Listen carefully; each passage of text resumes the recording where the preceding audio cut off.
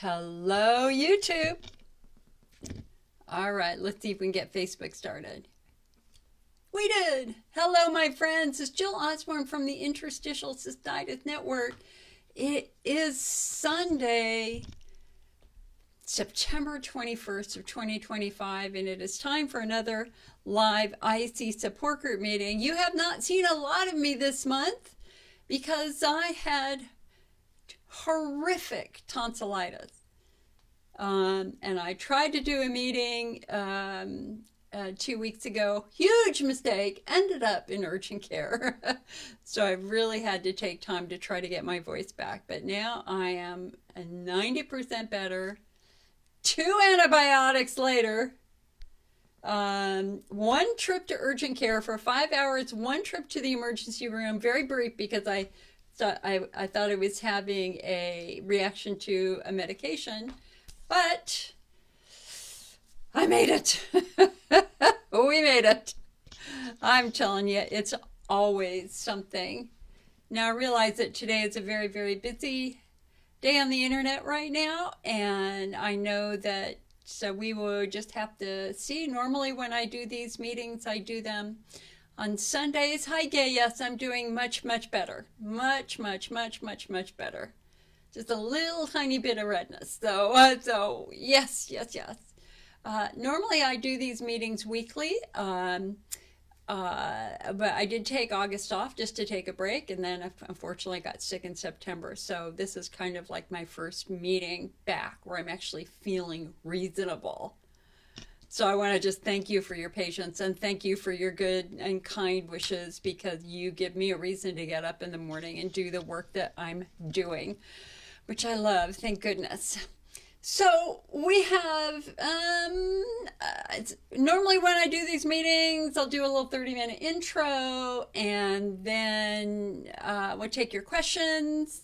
I am happy I have a little bit prepared for today. Well, I kind of have a lot prepared for today, but more importantly, I want to answer any questions that you might have about IC, because we're in a really weird time right now. You know, the IC movement kind of has ups and downs, up and down. So we have periods where a lot of patients are being diagnosed, and we have periods when no patients are being diagnosed or they're being misdiagnosed. We have periods when we have a lot of IC research and periods where we have very, very little IC research. I did hear, by the way, so some of you participated in a clinical trial last year that I promoted. And we got the first round of data, and it was great. Yes, they were so happy when they emailed me this week. So we've got a new therapy in development that has been tested with IC that is looking really, really interesting and good for calming nerves down. So more on that as it comes out. They were ecstatic when they emailed me. So they will be doing their next round of studies with more patients and more doctors, and you can get all that information from me when it is out. So that was super, super, super exciting. I have been working most of the summer on our ICN guide to managing IC flares. I did publish in our magazine late last spring a abbreviated guide to managing IC flares. When I say abbreviated, it's like 36 pages long. You know, it's good, but I am making it bigger, my friends. And so now I am working on our IC 101 guide to managing IC flares, which is part of our IC 101 book series.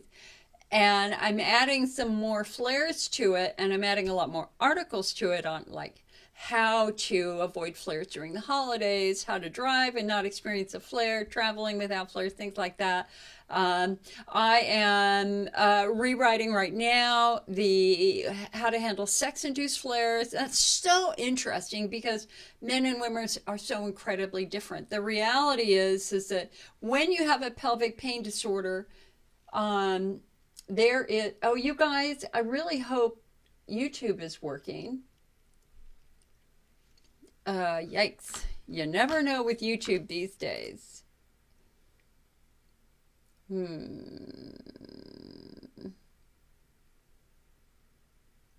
All right. Hello, you just came into the YouTube channel. Is everything okay? Can you hear everything?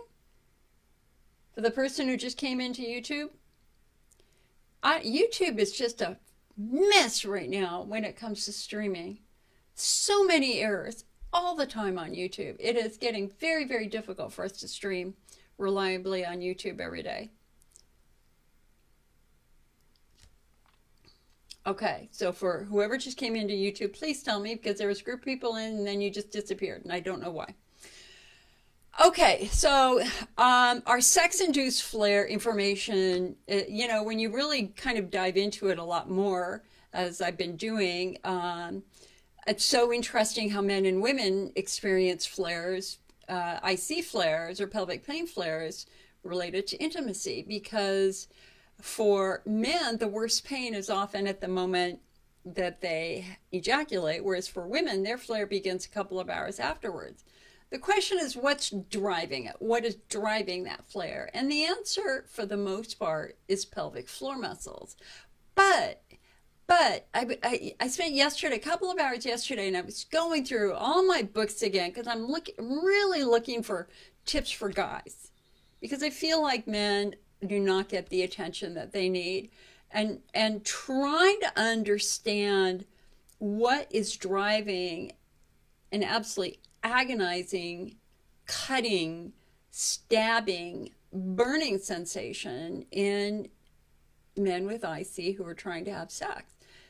And it all comes down to the pelvic floor muscles that lie underneath the skin at the base of the penis and kind of wrap around things. So anyway, that's what I'm working on right now. Hopefully, please, I will be done this week. I thought I was done on Friday, and then I had a guy call me, and we had a lot of questions, and I'm like, wait a second. I am not serving men as well as I should in our materials and in our guides. So anyway, I'm expanding this section, and then I'm also going to add a prostate flare also. So hopefully that will be at the printer by Wednesday. Should have been at the printer last Wednesday. I just keep changing my mind. I also want to share that, listen guys, I did my first edition of our new IC 101 flare guide. I was not happy with how it printed. Spent $500 printing at 50. I don't like them. I'm not going to charge anybody for these. The reason why I don't like them is I just don't think they printed well. And there were some problems with fonts and colors. You can see that the colors are very faded. Not happy with it. So here's the deal. I got 50. I'm not going to recycle them. I'm going to give them away.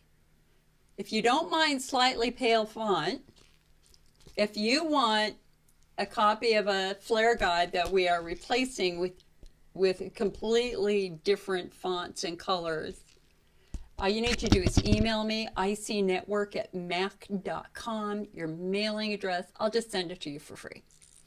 All right? Even though each one cost me $8 to print up, I'm going to eat it because I made a mistake. And the mistake that I made is that I didn't have them print one and go look at it. If I had, we would not be where we are today. So anyway, if anybody wants one of these copies of the IC 101 Flare Guide, let me know. The new one is going to be 20 pages longer and have more flares in it. And so this will not be up to date. But I'm happy to send it to you. Now, the other big thing that happened is we released our Summer Fall IC Optimist magazine. The reason why I did not do a summer issue and a fall issue for patients, because this is our patient magazine, is I had a summer issue all ready to go. My typesetter's husband almost died, and she was not available for about a month. And he's been in the hospital now for almost 3 months. And so the lady who I've used for years, who does our layout, was not available. And I love her dearly, and I love her husband dearly, Julie and Paul. If you're there, you know I adore you both. They've been so kind to us. Thank you, Anne. I got your email. I had to wait. And so it just got later and later and later until finally it was, you know, almost the end of August before she was available. And at that point in time, I couldn't call it a summer magazine. I called it a summer fall magazine, and I added a couple more articles in it. So it's actually pretty much a double issue anyway. So in this magazine, again, this is our patient magazine. This is where I believe that I do my best work. We do our best work by far. In this issue, we go over the new investigative report on Elmeron. We have got numerous patients now who are considering additional action because of the new information that's that's emerged recently about the connection between Elmeron and inflammatory bowel disease. That's on top of the Elmeron and the eye disease. So in this article, we go over the history of it all. The history of it all, including its FDA approval, every step, the fact that the FDA didn't approve it for 5 years because they didn't have enough research that proved that it worked, and yet inexplicably it was eventually approved on really minimal data. It took 18 years to do a follow-up study. The fundamental problem with what the FDA said, quote, their data shows that only one physician can use Elmeron. The results from the other physicians in the studies did not show improvement. And of course, the challenge here is that the only physician that showed success in the early research was the guy who happened to have the patent. So there was a financial interest there. And so the FDA said, hey guys, we need another study that does not feature the guy, the patent holder. So we need to be able to prove that other physicians can use this safely and effectively. And there was a lot of hemming and hawing, and the company didn't want to do another study. The FDA kept pushing and saying, we need another study. Anyway, it did eventually get FDA approved using compassionate use data, which is not a rigorous study at all. The following year, we had our first numerous reports of bowel issues related to it. A multitude of case studies and studies over time that showed that patients were developing severe bowel issues, diarrhea, sometimes fecal incontinence, that when they stopped the medication went away, which is kind of pretty much cause and effect. If you're taking the medication and you have profuse diarrhea and then you stop the medication and the diarrhea goes away, okay, well then maybe the medication is causing the diarrhea. Our challenge here is that they've now linked this medication to changes in the cells lining the bowel and the development of polyps, in some cases development of many polyps. And some patients have had to have their bowels removed. So that's a whole nother story. So this is like my exhaustive discussion of the history of this, so that if you're a patient who is considering Elmeron, or you're a patient who've taken it and you've developed eye or bowel issues, you get the facts here. And a lot of this began with a really explosive investigative report on the FDA approving medications without adequate data that came out last spring in a publication called The Lever. Another thing that we're talking about here is Elmeron and colonoscopies and carpet polyps. So these are polyps right here. See all those bumps there? So we had a patient, I have a list now of patients who developed the eye issues. They received settlements for their eye issues, went and had colonoscopies, and found that their bowels were covered with polyps. Not a little, a lot. So many polyps that they were called carpet polyps. It looked like a carpet of polyps in their bowel. Carpet polyps are much more suspicious polyps. They tend to be flatter. They don't look like mushrooms. They're kind of flat to the tissue and wider to the tissue, and are known for potentially increasing a risk of cancer. So anyway, she called me and said, Jill, what do I do? Did you have any information at all that is linked Elmeron polyps and during colonoscopy? And I'm like, no, I have never heard this. This was last spring. And her doctor suggested that maybe she had a genetic condition that linked her to polyp development. She had all the genetic testing done. She had no genetic connections linked to it. And so she came to believe that, well, the Elmeron damaged her eyes, maybe the Elmeron is damaging her bowel. And of course, we already have a lot of published research that has shown that. So we then reached out to Dr. Jane, who is at the Emory Eye Institute, who has played the foundational role in helping us understand the challenge, the adverse events associated with this medication. And he reported that he had multiple patients with these polyps. And then ironically, here's the crazy thing.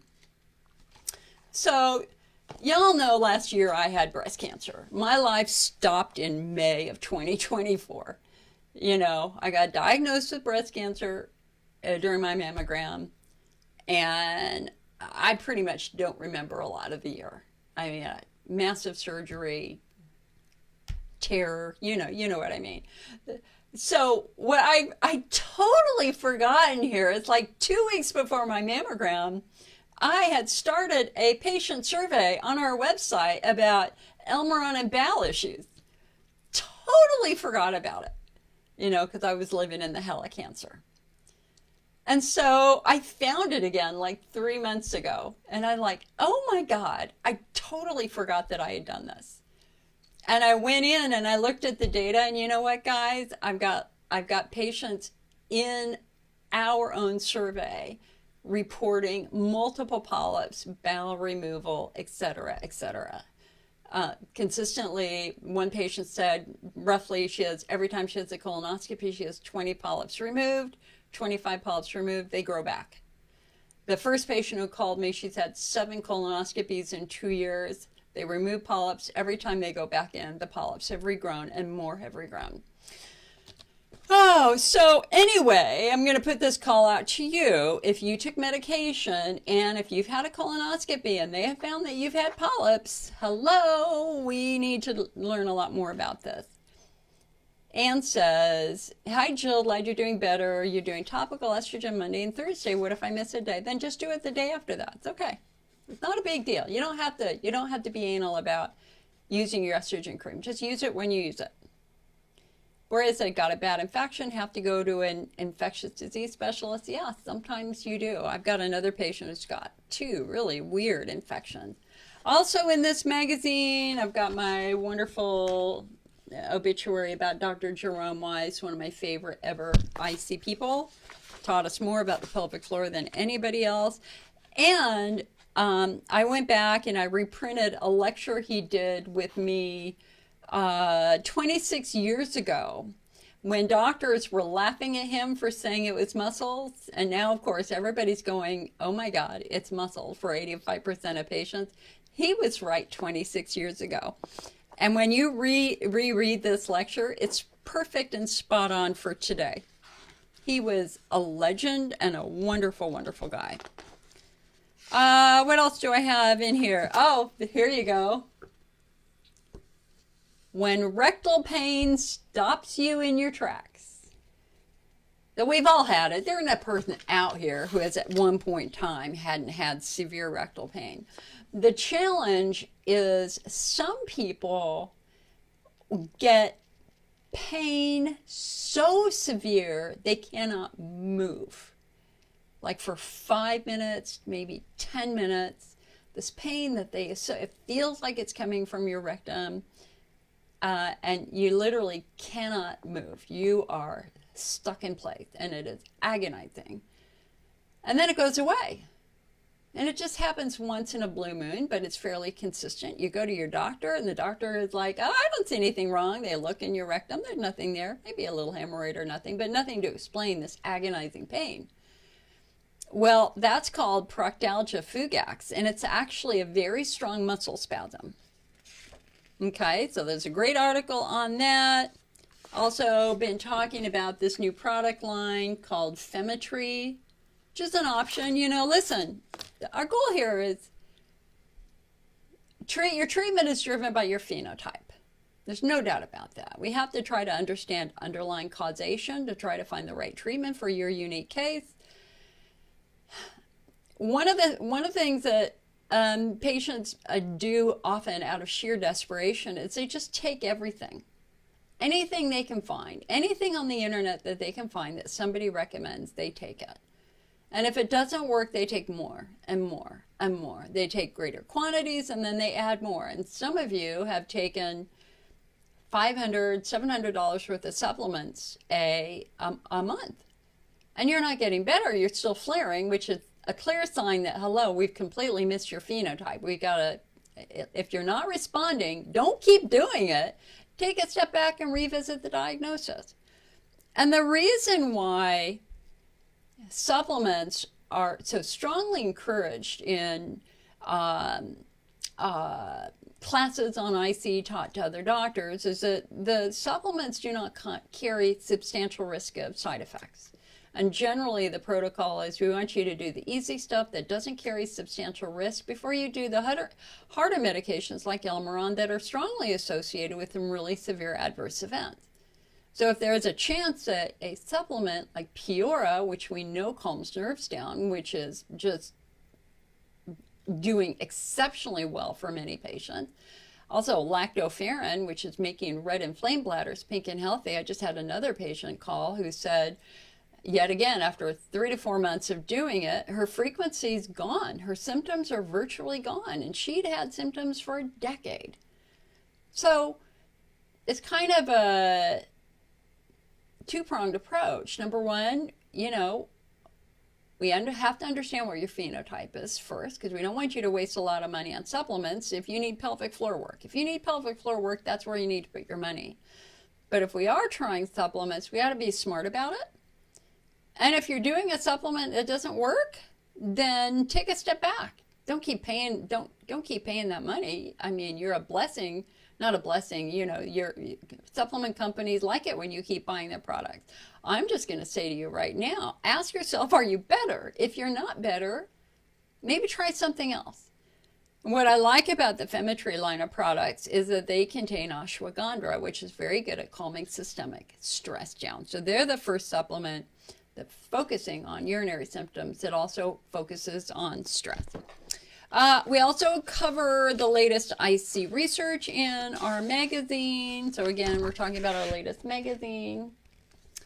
And Stacy gave us a wonderful article on busting the misconceptions that keep patients hurting. Like number one is IC is just a bladder infection. No, it's not. Anybody who tells you you all have recurring UTI, they are wrong.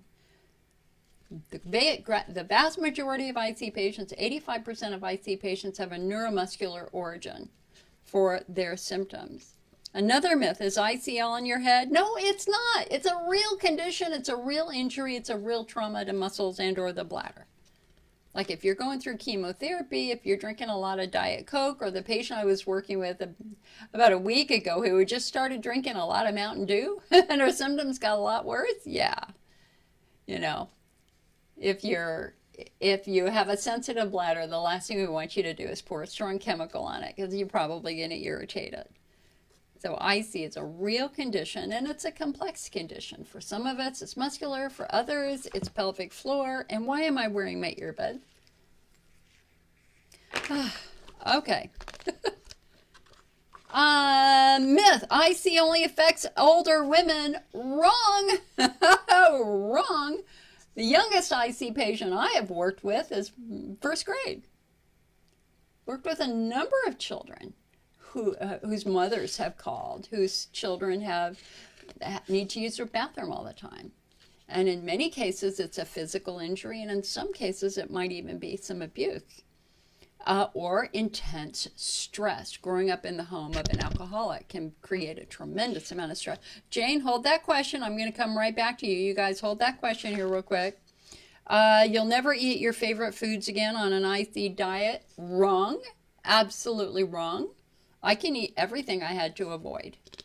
I avoided lemonade for 30 years. Guess what? I drink lemonade every day now. My bladder has healed because I healed my pelvic floor muscles. It's all about restoring blood supply. Okay. Anyway, lots of myths in there. Also something new. Now this is very interesting. Pulsed electromagnetic therapy is gaining traction in IC clinics.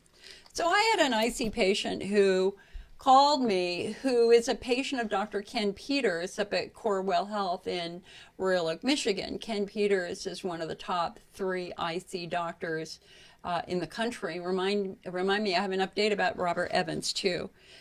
Anyway, our top doctor in the country has always been Robert Evans, but he's been out on disability. So let me get through this and I'll tell you what's going on with him. She called to say that she had started something called Soft Pulse, an FDA-approved device that delivers gentle pulses of electromagnetic therapy into various parts of the body where it helps activate the body's natural anti-inflammatory response. Dr. Ken Peters, chairman of the urology department, offered, quote, "The soft wave has been a great addition to our pelvic pain treatment in women and men, and we treat the perineum to pick up the pelvic floor muscles and pudendal nerve and often the hips, which are pain generators." He said almost everyone feels better after treatment and the pelvic floor is much more relaxed. Anyway, so I have multiple studies with PEMF. So this is quite exciting. In 2022, we had a case study of 8 patients IC patients who used it for 4 weeks. 7 out of 8 reported a significant reduction in pain frequency and nocturia. Yeah, okay. So anyway, we got an article on PEMF. Then we've got an article on the latest palmitoyl ethanolamide research, etc. And then IC Awareness Month, including a letter we would love for you to send to your congressman. You know, right now, one of the reasons why IC got such a big head start in IC research was that former Senator Harry Reid of Nevada had a staff member who had IC, so he pushed for a lot of IC research. Well, he has now passed away. He hadn't been in office for a decade or more. We don't have any champions anymore. So getting research is very, very difficult right now. And then last but not least, I've got an article in here on the warm, soothing flavors from the IC Diet Project from India, Nepal, and Tibet that you can put safely into your IC diet. So this is available individually in the IC Network shop. If you're already a member, go to your member page. You can already download it. It's already been mailed to the members who get it by mail. All right. Let's talk about Robert Evans, Dr. Robert Evans, who has been voted every single time we've ever had a Doctor of the Year award. He's won, hands down. There are no doctors ever come close to the wonderful Dr. Robert Evans, who practiced at Wake Forest University. I always thought he was a lot older than me, and it turns out he's not. We're almost the same age, which is funny. Anyway, makes me feel like I could have done so much more with my life. Oh, well, anyway. So Dr. Evans has been just a godsend to his patients. Unfortunately, last January, he became very ill. He has blood clots that move throughout his body, but are primarily in his legs and arms. And unfortunately, the blood clots are so painful. He can barely walk, he much less, you know, do surgery. And he is a meticulous surgeon. So losing him has been devastating. I had a lovely conversation with him 2 weeks ago. He wants you to know that they are pushing forward to try. He wants to go back to work. So he is still out on leave. However, so the challenge with this blood clotting disorder is that it is most often a precursor of pancreatic cancer. So they were very concerned that he was going to develop a fatal form of cancer. They have done in the last 9 months extensive testing. They have found no cancer, none. So they have one other theory that they're questioning, but pretty much we're all of the opinion that it is a long COVID issue, that he had COVID late last year. COVID attacks blood vessels, and COVID is known for causing blood clots. So he is out. His research is still happening. He still has a fantastic research team. In fact, for IC Awareness Month, a lot of people like to make donations to research. I put his clinic in there. So rather than, I'd be an idiot to say don't donate to the IC network, because believe me, we need donations too. But for anybody who's thinking about making a sizable donation, I encourage you to donate directly to an IC research center. And I would put Ken Peters' research up at Corewell Health, and Dr. Evans' research at Wake Forest, and Jason Cook's research at USC. Those all would be a great place for you to support financially if you feel like you want to make a donation. So that's the scoop on him. Let me do your questions here real quick, and then I want to talk a little bit about students with IC. Okay, so here, hold on. And you guys, if I miss a question, please be the squeaky wheel. Ask it again. Hello, Donna, my friend. Big hugs to you too. How do you get the machine? It's true. I don't know. I don't have enough information yet on it. This is very new. He's doing it in his clinic. All right. Hold on one second. Rebecca says, my UT is finally gone after 5 weeks. Thanks for chatting this week. You're very welcome, honey. I'm so glad my tonsillitis is finally gone. I have never in my life had tonsillitis. Crazy. Hello, Mr. A. Mr. A says, I'm a male and my symptoms started soon after losing my virginity. I suffer from anxiety, and that encounter made me extremely anxious and stressed out. Luckily, your symptoms are gone now. Yes.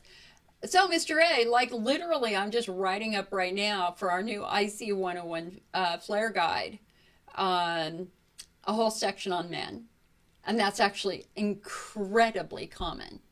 It's often a mistake. I mean, many men have, they associate IC with maybe a STD or a sexual encounter. And in fact, for the great majority of men out there, it's actually more likely a muscle injury, a muscle trauma that got exacerbated by intimacy rather than an actual infectious disease. But anyway, I'm working on that right now. I have a lot more information on that. Johanna says, I have this horrible flare-up since June. It's driving me crazy. You got trigger points, injections, not relief so far. What do you recommend? I can't stop peeing. Physical therapy, honey. Are you in physical therapy? So in this new section I'm doing, and again, we've been talking about pain with intimacy. It's very easy to say, well, it's from your pelvic floor. That's too vague. It's from trigger points in your pelvic floor. That's what it's from. A trigger point is a muscle knot. It is a hard bundle of muscle that is stuck. The way your muscles work, your muscles have long fibers. And so a relaxed muscle fibers are kind of like this, okay? And when you need strength, when you need to tighten them, the muscles, the fibers slide like this, and then they lock into place. You know, as you're lifting that weight, as you're lifting whatever, a tight muscle does this. But then once the muscle relaxes, it goes like this again. So if you were to pop okay, so like I'm getting my muscles back because I'm going to the gym.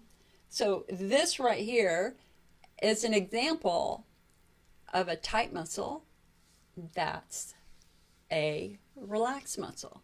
Relaxed muscle, tight muscle. What's fascinating biologically is how do these fibers stick together? Well, they have little pili or fili. They have little fibers that all connect together. And sometimes they get stuck and you end up with a muscle knot. It's just stuck. It's a hard bundle of muscle that's just stuck there. So if you have a muscle knot on your back, what do you normally do? You normally push on it, you know, or you ask somebody, hey, can you just rub on this muscle? If we can rub on this trigger point, that can release. The challenge is we get trigger points inside our pelvic cavity. And for men, you can get a trigger point right at the base of your penis. And it's that trigger point that is squeezing nerves and causing tremendous pain and discomfort. So Joanna here, she's getting trigger point injections, no relief so far. So Johanna, what I would say to you is we have to follow the data here. The data here is that you have tight pelvic floor muscles with trigger points. So the question that you have to ask your physical therapist is, have those trigger points responded to treatment?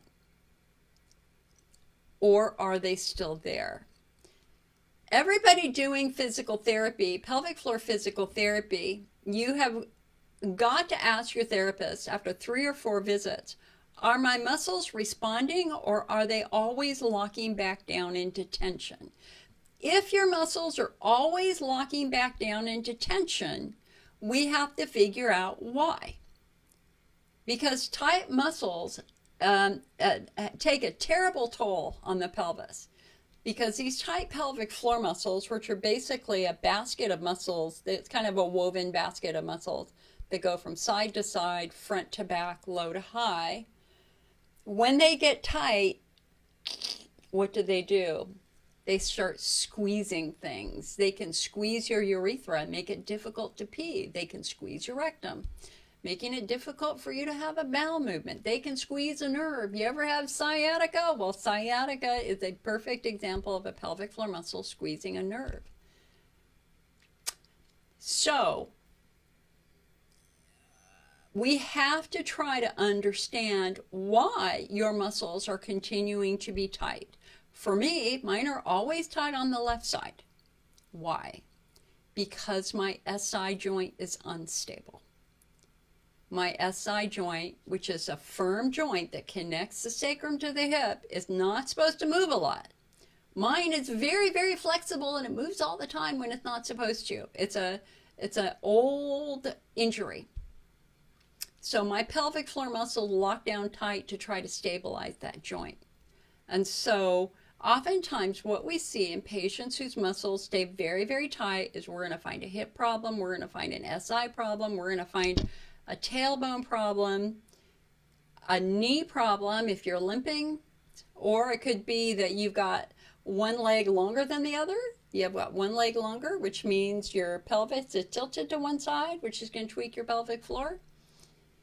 But as Dr. Jerome Weiss wrote in his book, because this became the defining mystery of his career, was why do muscles stay tight even after therapy? What they found is that like 90% of patients who stay tight, it's about how they're walking. It's how their foot hits the ground. Do they have if you have an ankle that rolls in, you're stretching out the pelvic floor on that side because your leg is at an awkward angle. So again, ask, are my muscles responding to therapy or are they getting tight? If they're getting tight, we have to figure out why. And if you heard me get distracted, that was because a fire bomber just flew over. Oh, as that be, we are in the height of our fire season right now. So, you know, We're all very hypervigilant right now about fires. It went that way. But I don't see smoke, so that's good.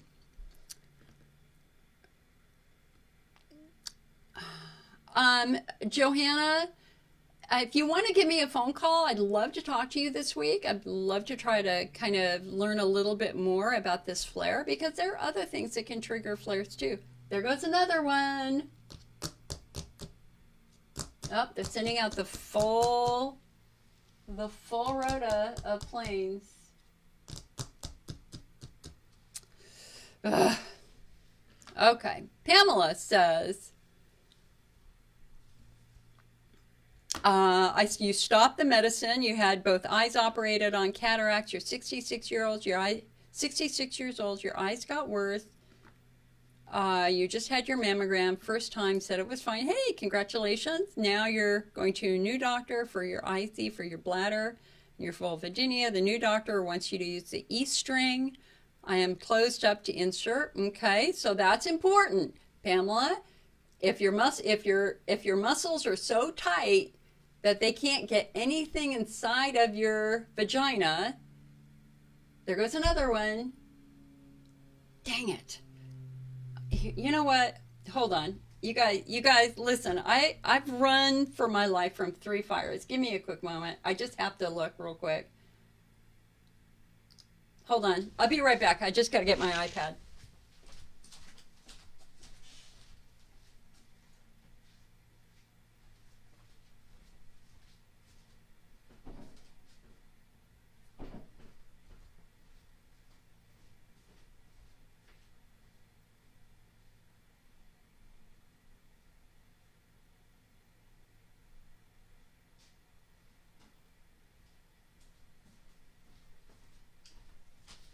Oh, where is it?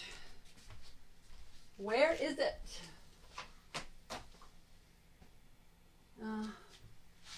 Okay, well, we'll know how close it is by how quickly the planes come back.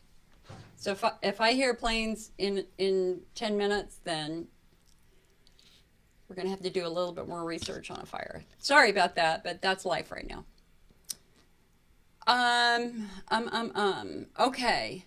So, Pamela, you're 66, you're in severe estrogen atrophy. They want you to use an E string. They can't get it in your vagina because your muscles are so tight. So, physical therapy is going to be part of your journey, my friend. And in the meantime, if you can't get an E string up there, I personally didn't like the E string. It kept falling out. So the E string was not my thing. You can always use a cream instead. Jane says, any opinion on InterStim? InterStim is a form of neuromodulation. It is designed to use gentle nerve impulses to kind of re-regulate the nerves in the pelvis. It is approved for overactive bladder and incontinence. It is not approved for interstitial cystitis or pain. There is a specific FDA warning that this should not be recommended to patients for pain with any promises that it will help their pain levels, because the research has not shown that. The challenge with InterStim is that there are hundreds, if not thousands, of adverse events reported in the MOD database. The most common adverse event is a deep tissue MRSA infections or infections at the surgical site, which is why when people are considering neuromodulation, they usually don't start with InterStim. They start with an ankle stimulation first that is called urgent PC.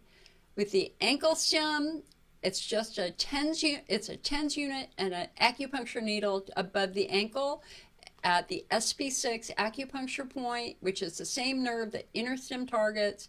It just gets it at the closer to the surface of the skin. So there's no surgical complications associated with the ankle stim. So I did the ankle stim. I actually both InterStim and the ankle stim were developed at UC San Francisco. I was a patient at UC San Francisco back in 1993. Yes, over 30 years ago. I consider myself very blessed that I ended up in the ankle stim group rather than the InterStim group, because the patients in the InterStim group were very traumatized They often didn't have anesthesia when they were doing it. So, and I ran the group, so I worked with lots of patients. So I did the ankle stem. I had my first 2 hours without pain at week 4. I had my first day without pain at week 7 with no significant adverse events at all. We have a very big section on the IC Network website on InterStim and neuromodulation with a lot of questions that you want to ask your doctor about. I can talk about InterStim for hours. The most important thing I want you to know is you have to verify it's covered by your insurance, because InterStim requires multiple surgeries. You got to have a trial surgery where they do the implant, the lead. If that works, then they're going to implant the device, and then if you have battery issues, they're going to have to operate it to change the battery, although they're not doing that as much now. If it doesn't work, you have to have the surgery to have it removed. I had one patient who was a nurse who she had 3 doctors tell her to do InterStim. She didn't want to do it, but they basically kind of pushed her into it. She was smart, man. The first person she talked to was the billing office in her doctor's office. Is this approved by my insurance? And they said yes, no written pre-authorization is required. Then she called the hospital where she worked, talked to their billing office. Is InterStim approved by my insurance? They told her yes, no written approval is required. She then called the health insurance company directly and said, is this approved? Am I covered? They said yes. She didn't get it in writing. A week after she had it done, she had a bill for $75,000 and a threat to garnish her wages. So do not accept anybody saying it's covered by insurance. You get it in writing from the company first, okay? That's important.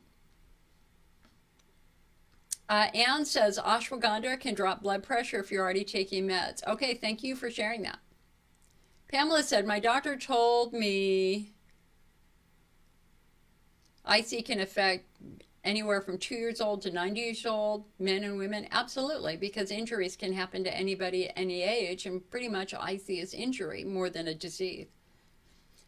Lisa said, I so wish I'd seen your report on Elmeron. I'm going blind, and I wish for everyone to know they need to get off the drug. There is nothing worse than not being able to see because you were poisoned by a prescription. Lisa, honey, oh my God, I'm giving you a big giant hug right now, and I am so incredibly sorry that you are going through this. And I hope that you have been you are trying to get some compensation for this. The company started settling a couple of years ago. Most patients that I've talked with have gotten 6-figure settlements. What I would encourage you to do is ask for a lifetime eye care. And they must cover the cost of every test you have. We have one Medicare patient who got a sizable settlement, like somewhere in the mid $100,000. And Medicare put a lien on it because Medicare wanted to be paid for all of the fees regarding the tests. And the last time I talked to her, she still hadn't gotten the bulk of the money. Okay, so one of the reasons why I'm so outspoken on this topic is because of patients like you, and I've worked with many of you now who are having tremendous vision challenges. So we're not going quietly into the night on this. There are still doctors who are telling patients that it is safe. You are direct testimony and proof that this is not safe. And I hope that you will speak out. I hope that you will write a letter to your congressman. One of the things I did with IC Awareness Month this year is I have, in fact, in our magazine. And Lisa, if you email me, I'll just email you the magazine. You don't have to pay for it, honey. I had a sample letter, our IC Awareness Month letter to Congress, which is specifically about this. And We end it with, I believe that a formal review of the safety and effectiveness of Elmeron is warranted. Can you make this happen? I personally do not understand why this product is still out there. It just doesn't make sense to me.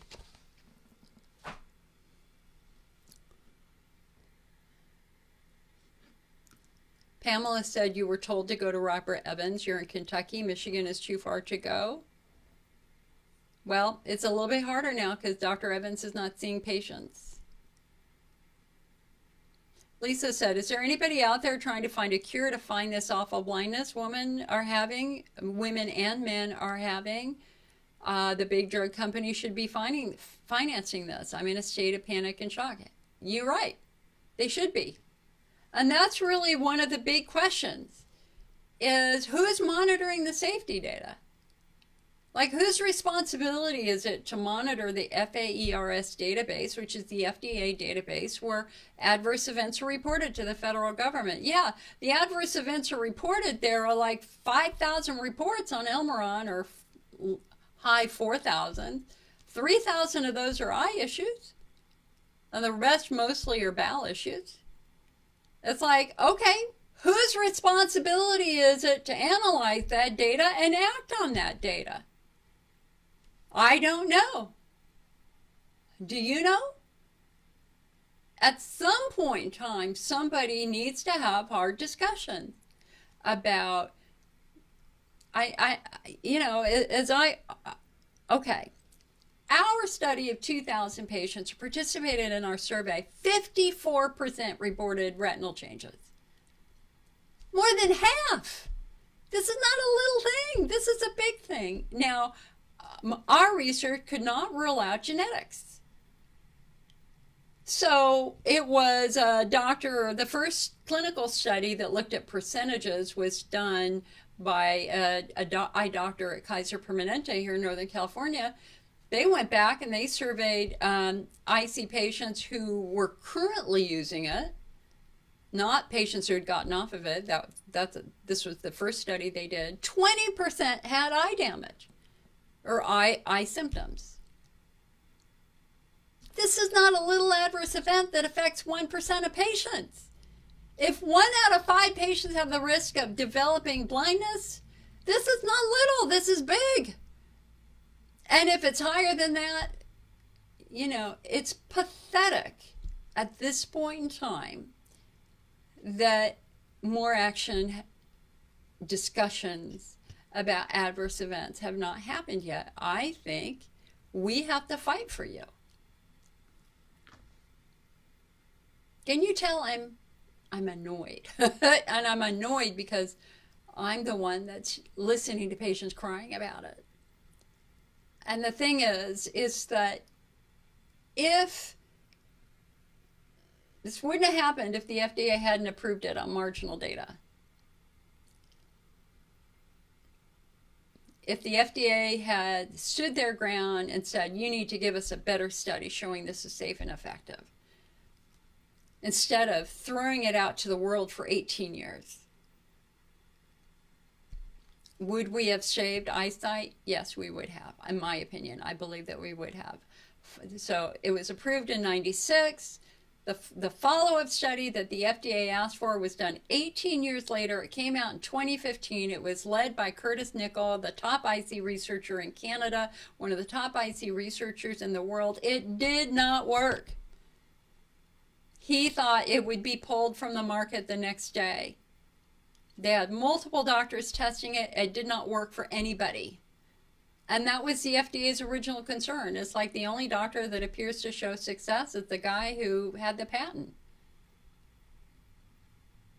So he really thought it would be pulled from the market the next day. And that was in 2015, 10 years ago, and it's still on the market today. Ooh, let me get a drink here.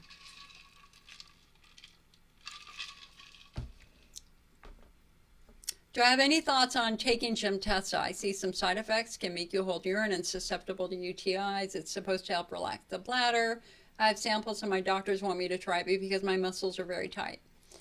Okay, so Marlia, there are 2 different types of muscles the smooth muscle of the bladder wall versus striated skeletal muscle of the pelvic floor.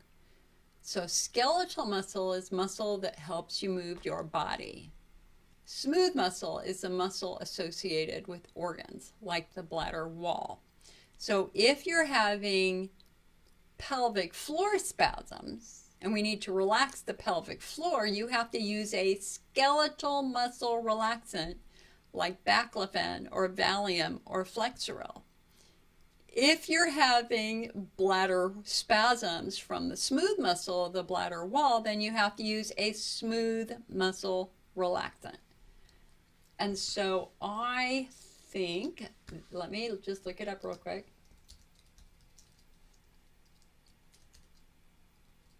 So let's look at this real quick.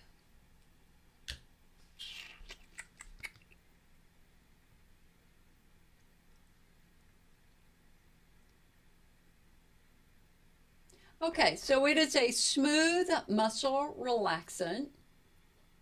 It's a beta-3 adrenergic agonist. So it will increase bladder capacity and the frequency of urination to control overactive bladder. So let's look at the side effects. What are the most common side effects of Gemtesa on their website? The most common side effects: headache, nasal congestion, sore throat, runny nose, diarrhea, nausea, upper respiratory tract infection. It had no significant impact on blood pressure. Less than 2% of people stopped taking it because of side effects. You know, but we tend to be sensitive. You know, we in the IC patient population, if you're in the widespread phenotype for IC and you got the chronic overlapping pain conditions, this means you have a sensitive central nervous system, so we are going to be much more prone to side effects.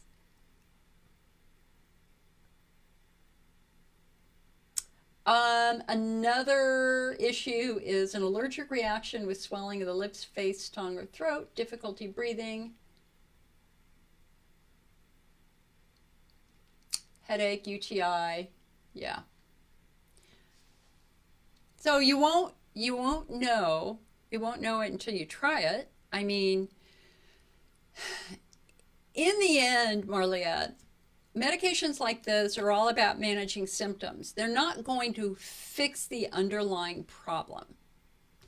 Okay? They don't fix anything. They just calm the symptoms down so you're more comfortable.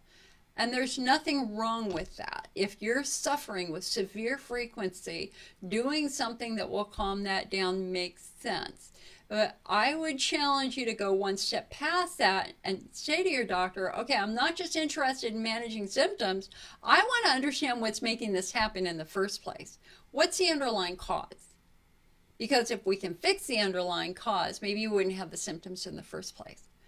And so underlying cause is often estrogen atrophy, which leaves the nerves not unprotected in the bladder wall. They're easily tweaked by food.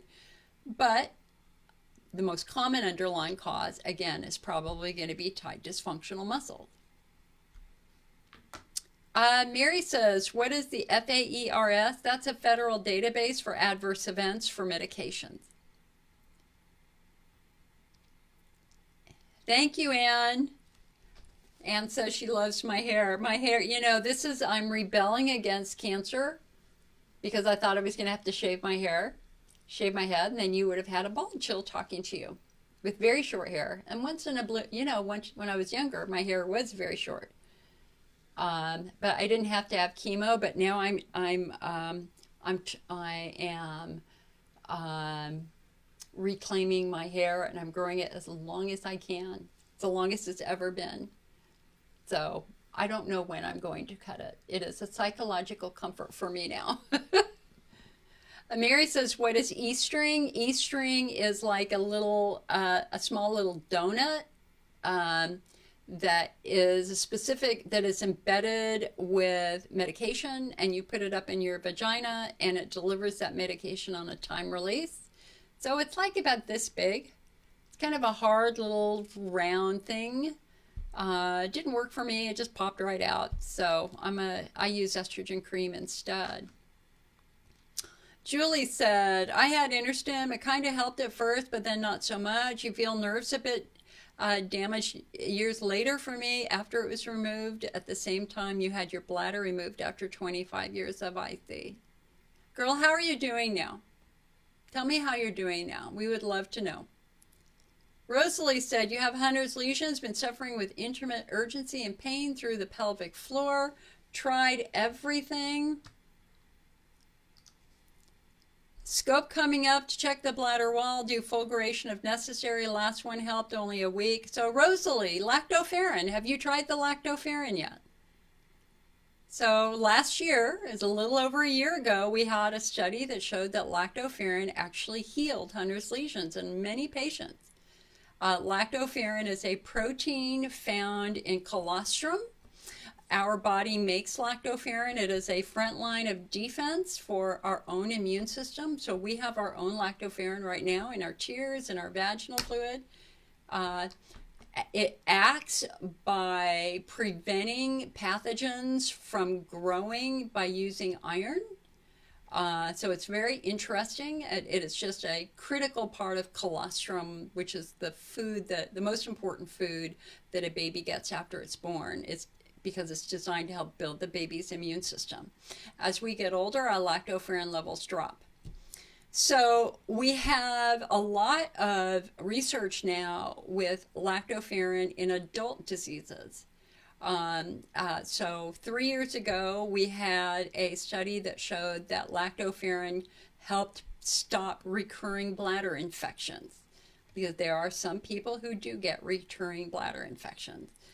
And then that same research team released an IC study last year. 31 patients used lactoferrin for about 4 months. What made this study, and it's a small study, it's done by a university in Italy, but it's a good study. So they measured systemic inflammation through blood testing, and they looked at the bladder before and after treatment. And this is what they found. After roughly 4 to 5 months of lactoferrin use, red inflamed bladders became pink and healthy, and Hunter's lesions virtually disappeared in 28 out of 31 patients. 28 out of 31 patients. And the other 3 had, they were doing very well too. But they had more, I think they had a flare afterwards, where all the others didn't have any flares after they did lactoferrin. So I sat on that study for a couple months because I was heavily on pain meds because of my surgery. Once I was off the pain meds and kind of back to work, I dove into the research, and the research is rock solid good for a number of conditions. This is not a drug made in a lab. This is a natural protein found in cow's milk, specifically cow colostrum. And our biggest challenge really is just sourcing it. The IC study got their lactoferrin from Australia. We get our lactoferrin in the IC Network shop also from Australia. And so if you want to try it, you're going to find it in the IC Network shop. I vet everything in our store. We sell books and chair cushions and heating pads, and yes, we sell some supplements.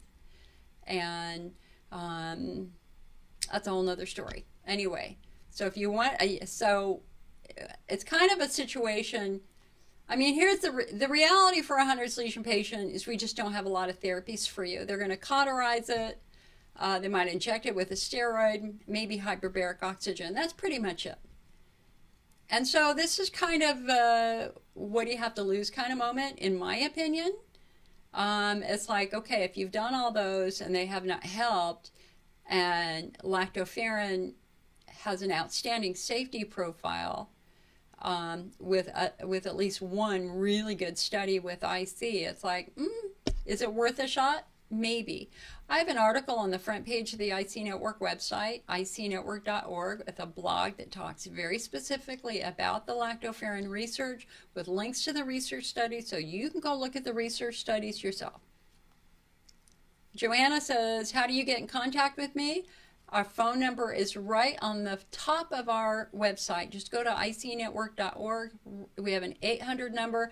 By the way, our 800 number got hacked at the 800 company by robocalls, but it is now not quite fixed, but it is better.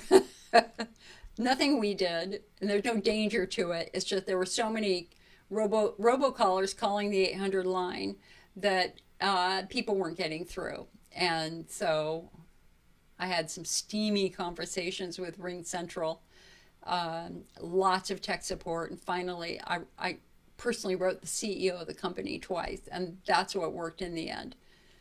Okay, so 800-928-7496 is our 800 number. Please give us a call. Mary says, our current magazine is terrific. Thank you, man. You know what? I think that, it's funny. A lot of people, I've been listening to kind of these stories on YouTube, these little like 20-minute, 30-minute stories about families, and how the assumption is that once you're over the age of 60, it's time for a nursing home, that you have nothing to contribute. And I'm going to call bullshit on that. It's just like, listen, my dad lived to 100 and a half, and he was all there. And he was brilliant. My mom lived to 94, and she was there. I am not going to stop what I'm doing. I think that the work that we're doing is very, very good. So I'm going to keep doing IC stuff for as long as I can. That might be another 10 years. We'll see. We'll see how my memory holds up. Lisa says, what is my email? icnetwork@mac.com. That's short for Macintosh Computer. Thank you, Sue, for the 50 stars. Much appreciated. If you guys like these meetings, please think about becoming a member of the IC Network, because that's what pays the bills so that I can keep doing it. Because, guys, I work really hard to try to keep everything as affordable as possible, because I am a patient too, and I am not rich either. But in the end, I still have bills to pay, and it's always great if somebody, buys something from us, or at least becomes a member. Chris says, going through physical therapy right now, 3rd week, had one Thursday, Saturday, all hell broke loose. Can't determine if it was that, or I missed my PEA, or the chai tea. Oh, woman! Oh, I'm sorry. I'm not sure if you're a woman or not. Chai tea, brutal. Brutal. Brutal.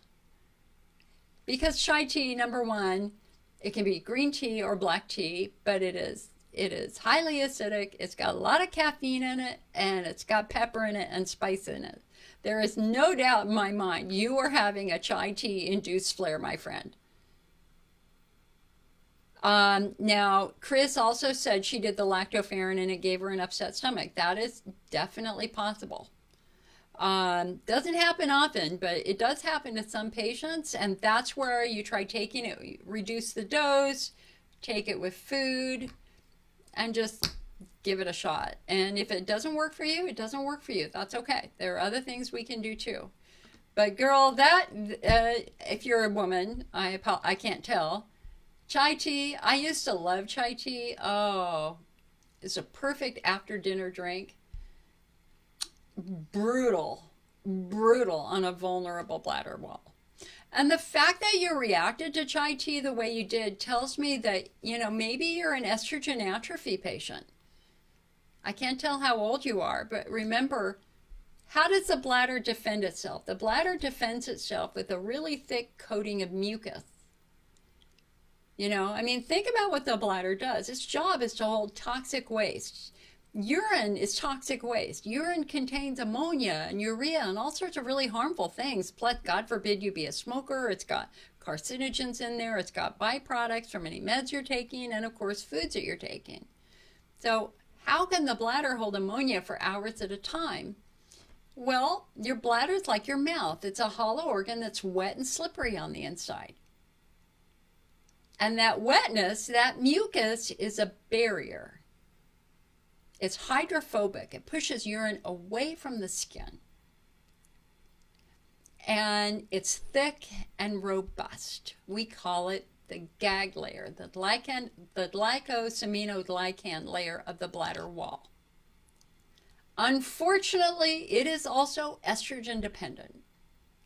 So when you're young and have a lot of estrogen, you have a lot of mucus. But if you're on birth control, if you're on Lupron for estrogen atrophy, if you're on estrogen suppression medications for breast cancer, or you're just getting a wee bit older, you're in your 40s or older, you don't have the estrogen, which means you don't have them as much mucus. And listen, if you're in your 70s or 80s and you've never used estrogen, you're in severe estrogen atrophy. So what that means then is urine is now touching the nerves and cells of your bladder wall. That chai tea is getting directly down onto those cells and irritating those cells and creating irritation and inflammation. How do we fix that? Well, what happens when you put a raisin in a glass of water? It absorbs the water and starts to look like a grape. Well, those dry cells, if you give them estrogen, absorb the estrogen, plump up, and they start to produce your own natural mucus. So the most natural thing you can do for estrogen atrophy is just give your skin estrogen. When you give your skin estrogen, it likes it and it uses it and it makes mucus and it makes your skin strong and healthy. Now, for one reason or another, you don't want to use estrogen, you are in a pickle. Because your skin is going to get drier and drier and drier. And more vulnerable. So you will be on a very, very limited diet. Chai tea will be impossible for somebody with severe estrogen atrophy. Coffee would be impossible. Tea would be impossible. Even decaf coffee, impossible for somebody with severe estrogen atrophy. These patients benefit from a chondroitin-based supplement that might coat the bladder and give it a little bit of extra protection. So that's where Bladder Builder or Bladder Rest or Cystoprotect or Cystomend might be helpful, because that would give your bladder a little bit of extra coating since you're so dry. It's a possibility. The name of this condition is called the genitourinary syndrome of menopause. Let me say that again. The genitourinary syndrome of menopause. Hold on, I'm a little out of control here.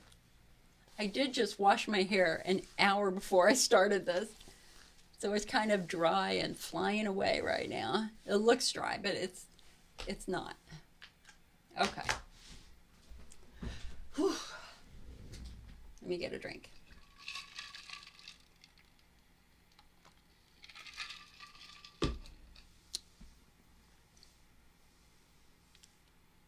Jane said, how do I buy or try an ankle stem? You have to go to a doctor who's certified in it and who offers it. Their website is urgentpc.com. Urgentpc.com. They have a list of doctors on their website who offer it. Sue says, how does lactoferrin affect lactose intolerant folks? It usually doesn't affect them at all. That was the very first question we asked the manufacturer. There's not enough lactose in it to normally trigger lactose intolerance. But you won't know until you try it. I would suggest that you just try one capsule and see how you do with it. Unfortunately, there's no samples. None of these companies really do samples anymore. Back in the old days, we used to have a lot of samples. We had pre-leaf samples, we had Cyst-Q samples, we had a lot of samples. The economy is not strong enough for companies to invest the money in sampling. So you pretty much just have to buy a bottle and see how you do. Mary says, once cleared of the Hunter's lesions, do you think they frequently return? Thanks for everything you do. We don't have any data that's showing that they're returning, but it's early yet. It's just early yet. And the thing is that, I mean, I take lactoferrin myself, but I don't take it every day. I mean, I may take a couple of times a week. And the research with lactoferrin in cancer is quite good too. So I'm all about investing in my immune system. I want to get my immune system as strong as I can because I've taken a beating in the last couple of years. I'll look forward to talking with you, Johanna. Sue says, no chai tea. Yes. Chris says, female here. Can I take extra PEA 500, age 59, doing estrogen twice a week? Well, the PEA 500, honey, it will help with pain. It should, because that's what the research shows. It acts by calming nerves down. But you would probably do better with bladder builder because you're dry. So bladder builder has two mechanisms of action. It's got chondroitin to coat the bladder wall combined with PEA to calm the nerves down. And so it is, in my opinion, the best supplement on the market for IC, and it has great reviews on Amazon, and it has great reviews in our shop too. We don't have the manpower to keep publishing the reviews we get, but Bladder Builder is a solid supplement. So instead of taking two supplements, one for the bladder wall and one for the nerves, it's all in one. So it's an experiment, hon. It's all an adventure, and because you are an anatomical mystery to be solved. There's no way I can tell you what's going to work for you. It's all about your phenotype. And so I just need a lot more information about how old were you when it started and what do you think caused it and stuff like that. What we don't want people to do now, if you look at our National American Urology Association guidelines for IC, we just don't want you to keep doing things that don't work. I mean, a lot of patients took Elmeron for decades, even though and I had one lady call me who her entire life savings she put into Elmeron because it was very, very expensive. And she'd run out of money, and she called me crying, what do? I don't have any money anymore. And I said, well, did it help? She said, no. And I said, why did you keep taking it? And she said, because my doctor offered me nothing else. Now, we have all learned from that lesson here. And we don't tell everybody now they have an incurable bladder disease because we know that that's not true.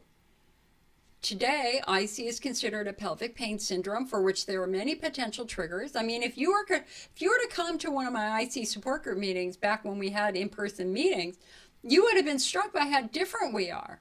Because for some people, IC begins in childhood. For others, it begins after menopause. For some people, IC begins while they're going through chemotherapy, while for others, IC begins after they've fallen their tailbone. So today, we now, around the world, everybody respects that we are not the same, that we are a very diverse patient population. And we call that a phenotype. So we have to figure out what phenotype you are. And when we know what your phenotype is, that's when we can talk appropriately and effectively about the right treatment for you. So the blessing here now is people shouldn't be put on Elmeron for 20 years. After 6 months, you should be asked, is it helping? If not, then our guidelines say, stop what you're doing, take a step back, and revisit the diagnosis. And those are the national guidelines from the American Urology Association. So hopefully the mistakes of the past will not be repeated. And we do that with therapies, but we also do that with supplements too. It's like, if it's not working and you're taking a lot of supplements, why are you taking them? Why are you spending that money? Let's take a step back and let's see if we can figure that out too. I'll give you a true patient story called this week. So this is a patient who, if I remember correctly, has had severe IC symptoms for probably a decade. And she was 54 years old. And just didn't know what to do next. And so she called, we had a nice long conversation, go through the phenotypes, bladder wall healthy. They looked in her bladder, nothing was found in her bladder, nothing.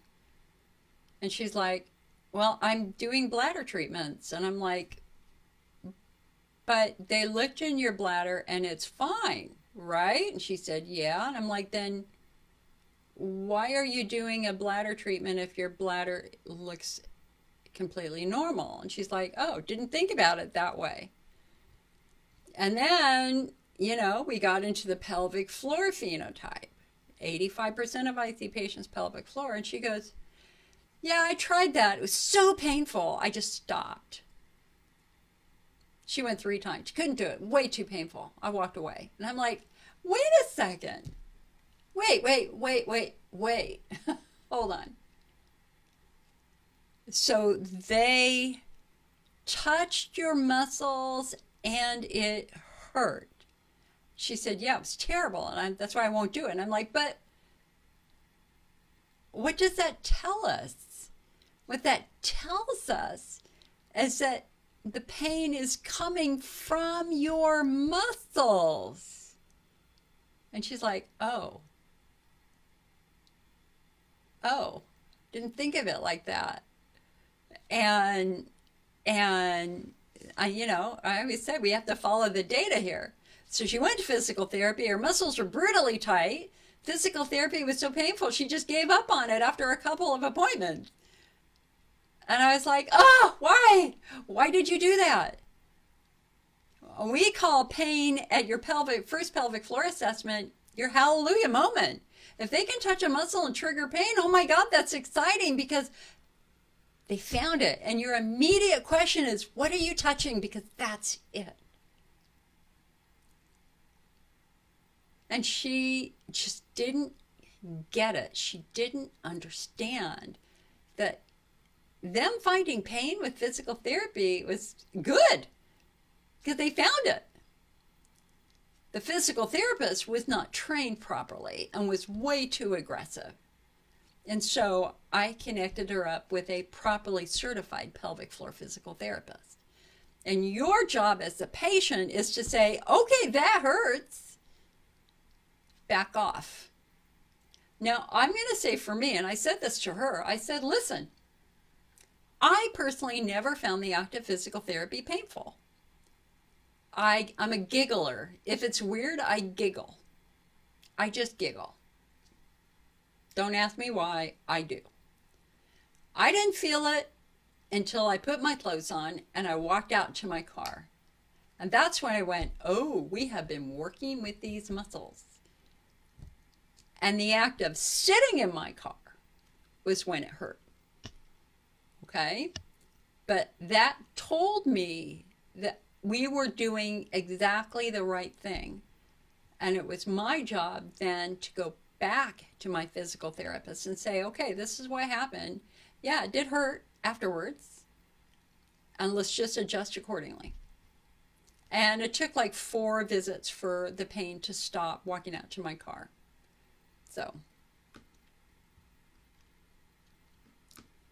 Mary said, my worst reaction in my bladder was after having a good portion of cooked spinach. So, Mary, that's an oxalate reaction. Spinach is very high in oxalates. And oxalates are often what are a big component of kidney stones. And oxalate crystals are very sharp. And if you have oxalate crystals floating around in your urine, they basically cut your bladder wall microscopically. So we knew from, what's the name of that doctor? What was his name? He was a vulvodynia doctor, Clive Solomons. Clive Solomons was really the first to bring the role of oxalates into worsening bladder and vulvodynia symptoms. Anne says, just started using it after many years of saying no to topical estrogen. My doctor said I have IC, but you have no pain. Okay, well, I'm glad you don't have pain. Johanna says, what about Femitry? So Femitry is made by another company. It's a line of products created by 3 urogynecologists in Southern California. Lovely ladies. I've spoken to all of them several times. They have 3 different products. Their first product, in fact, they're up on my wall back there. You can see them up there, because I am working with. I've been working with them for a couple months, and we'll work with them for a couple more months. So Femetry 1 is all about the biome and restoring the biome after antibiotic use. So I think that their most appealing product that has the best range for patients is for anybody who's had to use antibiotics for an extended period of time. It's all about just restoring the biome with good, healthy bacteria. Femetry 2 is their bladder soothing supplement. It's not a chondroitin supplement. It has glucosamine. It's got a little aloe in it, a little this, a little that in it. It's just a different approach. But what makes it different from all the other supplements on the market is it also has ashwagandha in it to kind of calm the stress response in the body. And then Femetry 3 is an acid reducer for food. And so it's gaining some traction in the IC world. In my opinion, its market is best for patients with estrogen atrophy, especially those who are prone to infection. So Femetry, you find it in the IC Network shop? We'll see.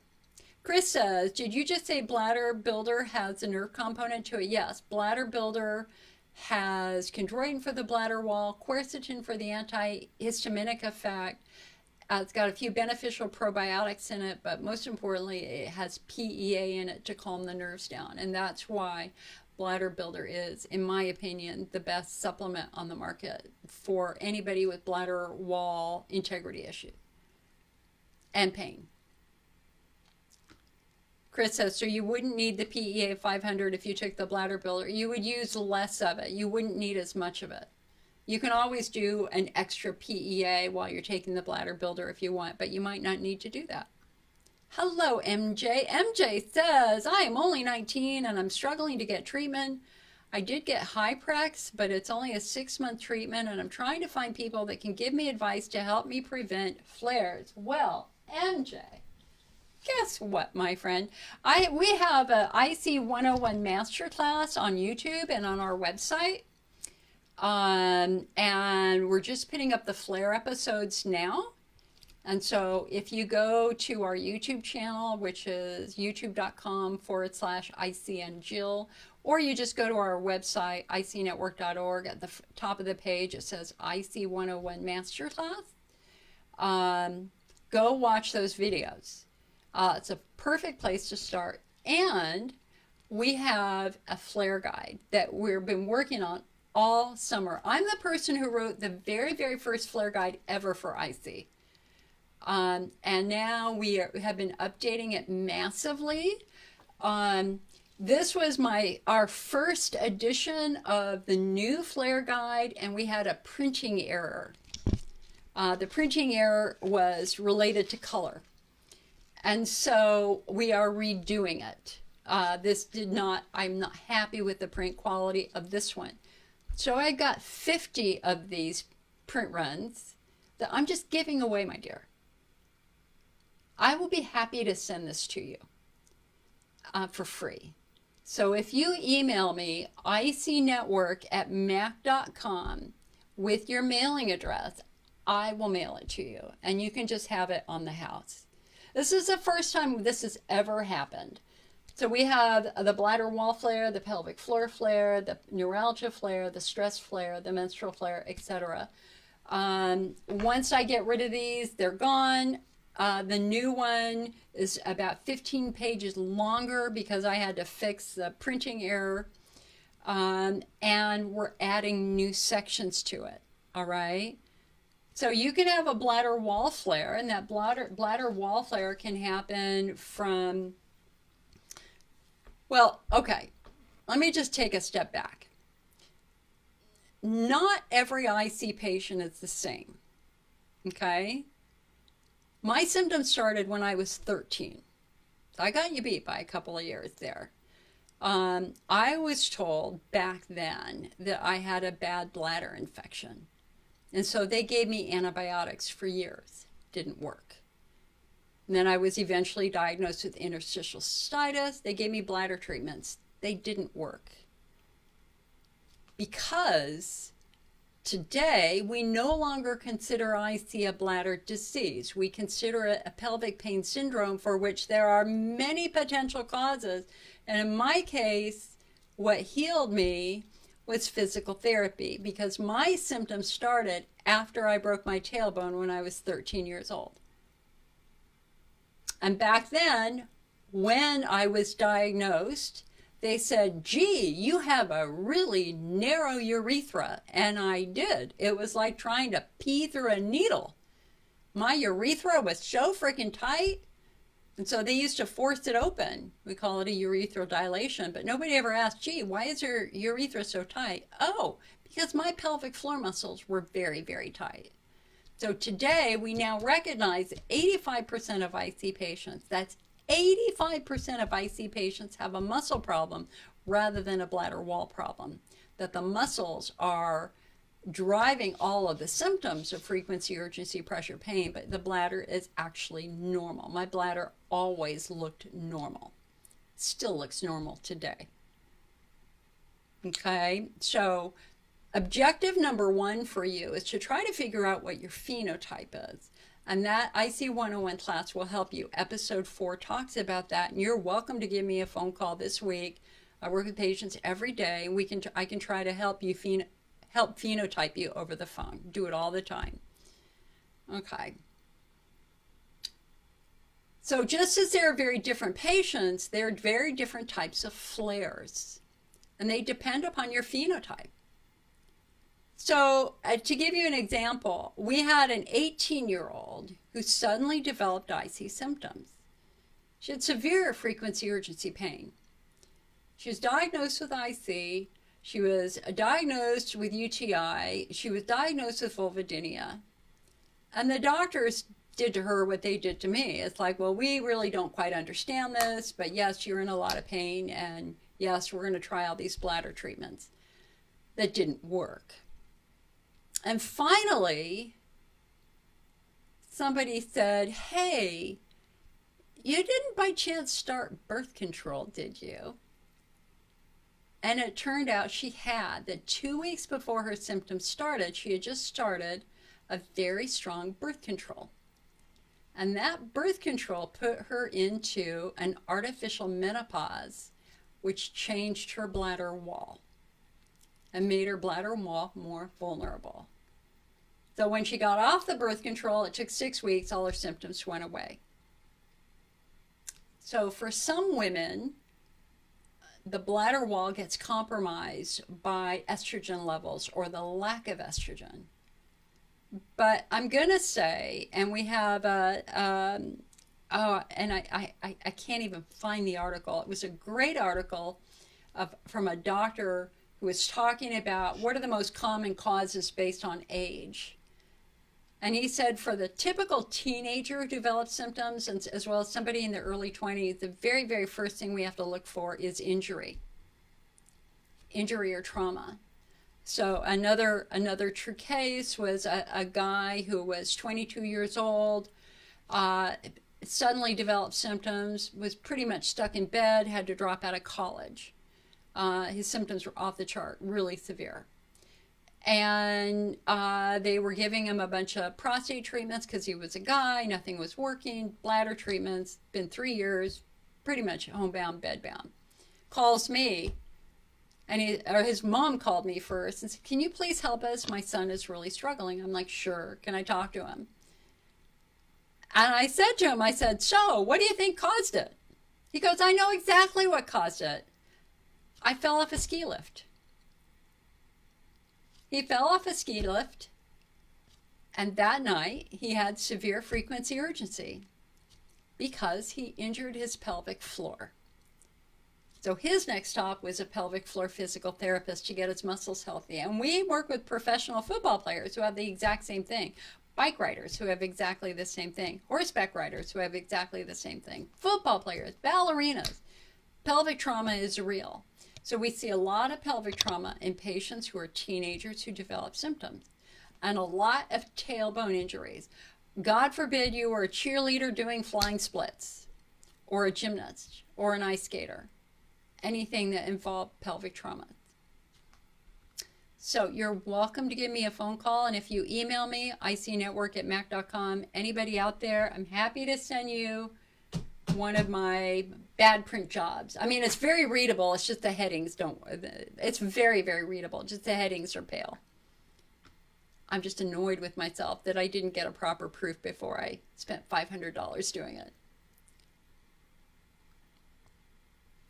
Marlia says, do you have any knowledge about those infrared belts that you can place on your pelvis to help relax muscles and help with inflammation? Well, I think we talked about that. Well, I'm not sure if it's the infrared or the electromagnetic, but those are gaining popularity. I don't remember the research for the infrared belts off the top of my head, but I know that they're being used. Ellie MJ says, look into embedded infection. God, Ellie, honey.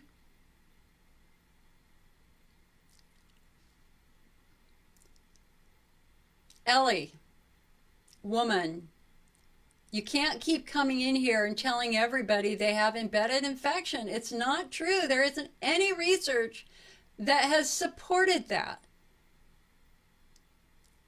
A tiny percent of patients have embedded infection. Tiny. 85% of IC patients have pelvic trauma. And if they're the widespread pain patient, it's a central nervous system trauma. Honey, listen.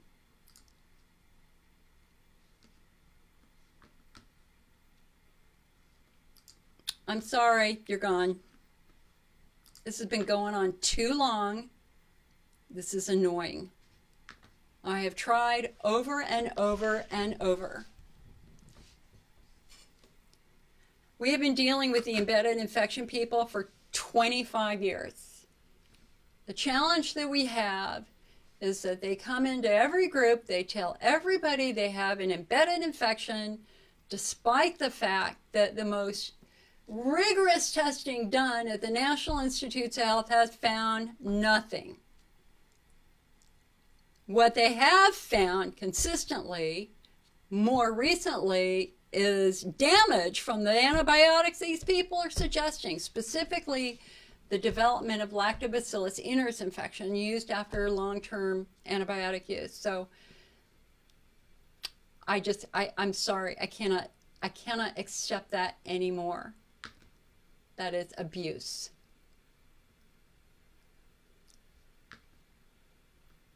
icnetwork@mac.com, Chris. You're welcome, Christy.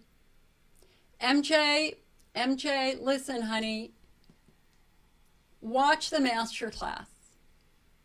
Just watch episode 4.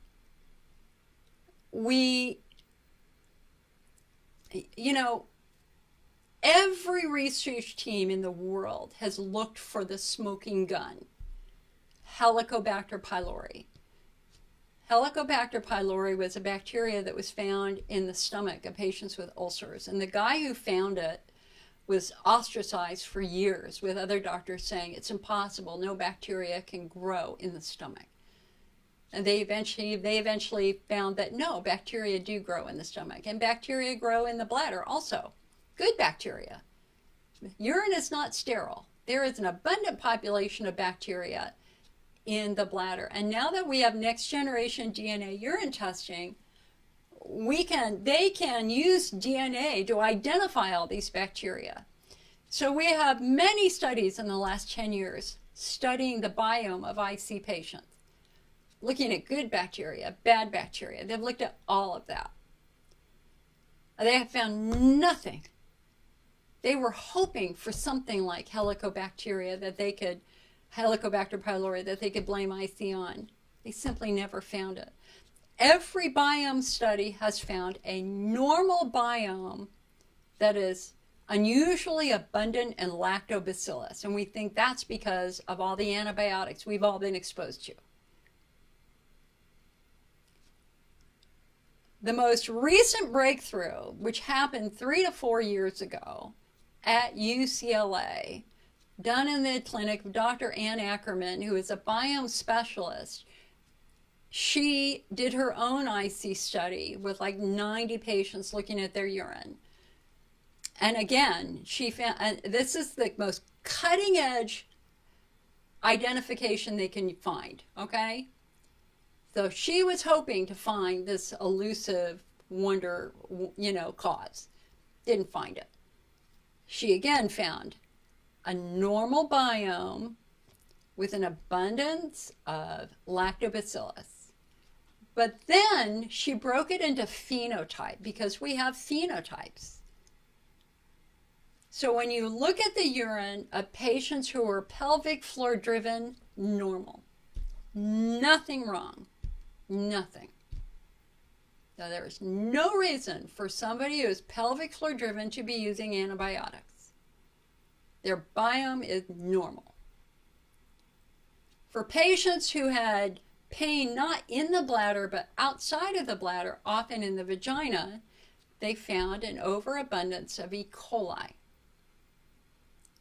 which is associated with aging and the pH changing with aging, because she looked at age also. But here's what they did find. In patients who are bladder centric, they found something called lactobacillus inners. So lactobacillus is good bacteria, right? Not lactobacillus inners. Lactobacillus inners is a pathogenic lactobacillus that damages cells. It does not behave like other lactobacilli. It doesn't prevent fungus from growing. It doesn't protect anything. Lactobacillus inners is harmful. So, why does lactobacillus inners grow? It's the first lactobacillus to grow after you've used antibiotics. It is an opportunistic infection after antibiotic use. So the fundamental flaw with those who are saying embedded infection, you need long-term antibiotics, is that it's the long-term antibiotics that are causing the innards. And if you were to go to the classes on IC that are being taught now at the American Urology Association, there's this big section telling doctors to stop prescribing antibiotics because they're not understanding the long-term risk of that. The long-term risk is, in fact, the development of lactobacillus inners infection.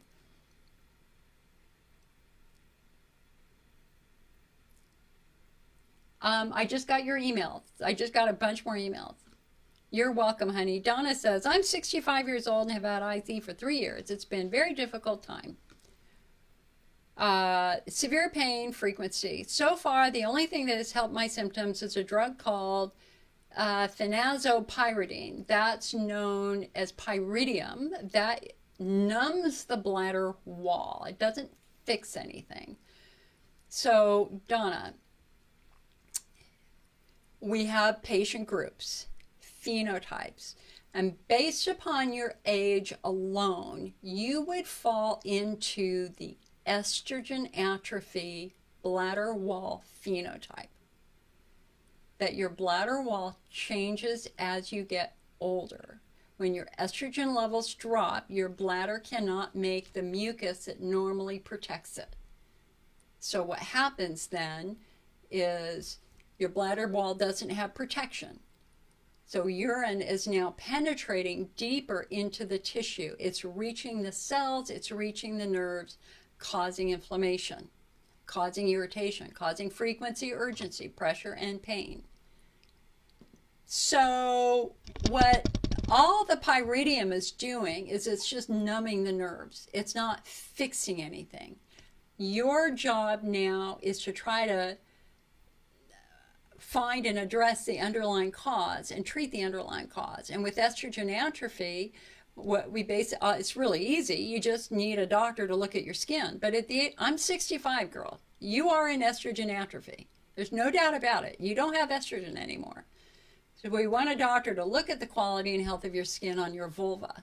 If your vulva is dry and your vagina is dry, then so is your urethra and so is your bladder. And therapeutically, the most effective thing for you to do is estrogen. When you give that skin estrogen, it immediately plumps up and makes mucus again, which is what you're missing. Another symptom of estrogen atrophy is burning. where your urine feels hot as it's coming out of you, like it's burning you as it's coming out of you, that's estrogen atrophy in the urethra and estrogen atrophy on the vulva. So has anybody told you that you are in estrogen atrophy, or has anybody prescribed estrogen yet?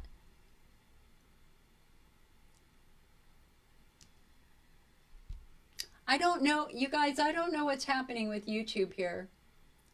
YouTube is being very, very weird. So if you're on YouTube and there's a problem, come on over to our Facebook channel, because we're live on Facebook also, and it's working. YouTube is being very weird this summer.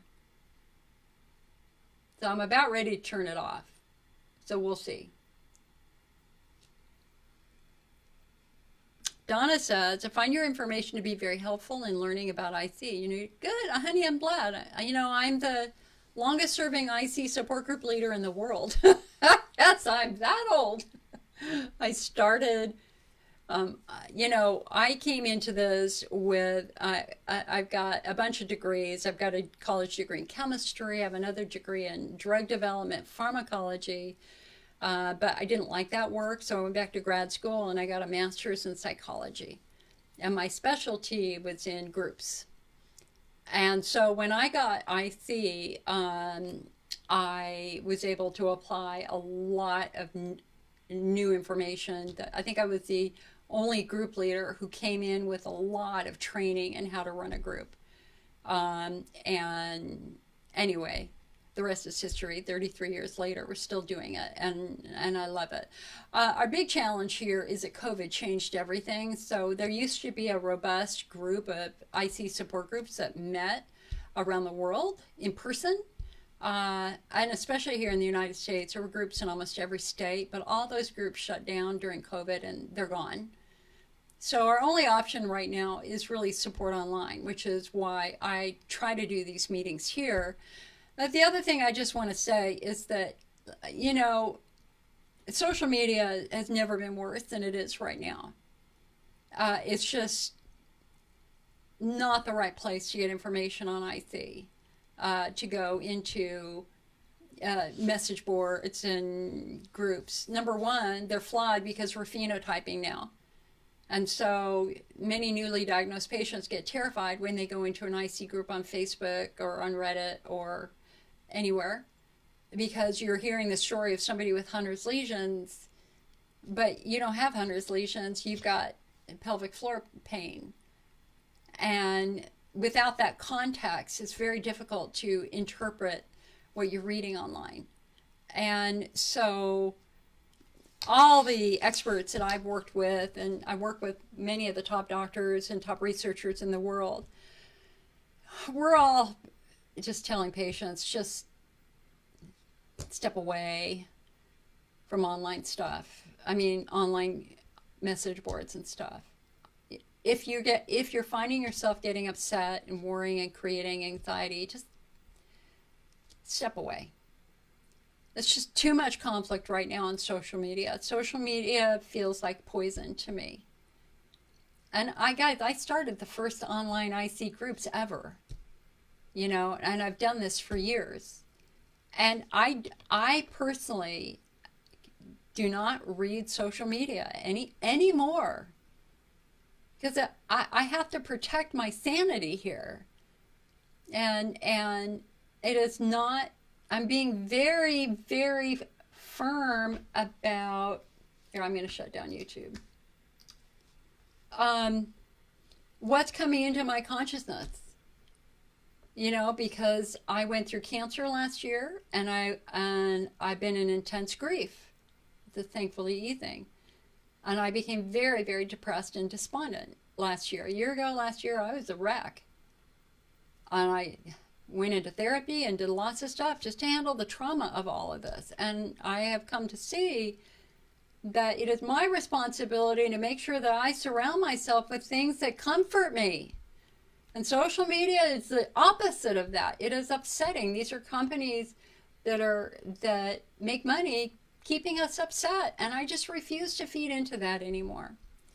So what I do instead is I do what we did before we had social media. You know, I watch movies, I read books, I talk to friends on the phone. My current favorite thing that I turn on in the background all the time is K-pop Demon Hunter on Netflix. I love that movie. It's adorable. It makes me happy. You know? I just try to do things that give me nourishment instead of stress. Marley, let's see, hold on a sec. Mary says, if you have too much E. coli, how do you get rid of it? How do you get rid of the inners? It's about restoring your biome, hun. The most important thing you can do is eat good probiotics. I mean, because in the end, how does the human body manage infection? The human body is built with good bacteria and bad bacteria. And it's the good bacteria that keep the bad bacteria and the bad fungus and the bad virus in check. So the most natural way to fight infection is to make sure that you've got enough good bacteria to control the bad bacteria. And I can promise you in the next 10 years, antibiotics are going to be used less and more people are going to be focusing on restoring the biome so that your body can defend itself without needing antibiotics. Now, I just took 2 antibiotics for my tonsillitis. Amoxicillin did nothing. I ended up with very high Keflex, which finally killed this infection I had up here. It's going to be a place for antibiotics. It's never going to go away, but we have to do everything we can to get our biome as strong as it can, which is why I also take lactoferrin. And I eat yogurt every day. After we're done, I'm going to go get some yogurt. It's a great excuse to go get frozen yogurt too, by the way. Marlia said, what would help fix the lactobacillus inners problem? Any supplements possibly?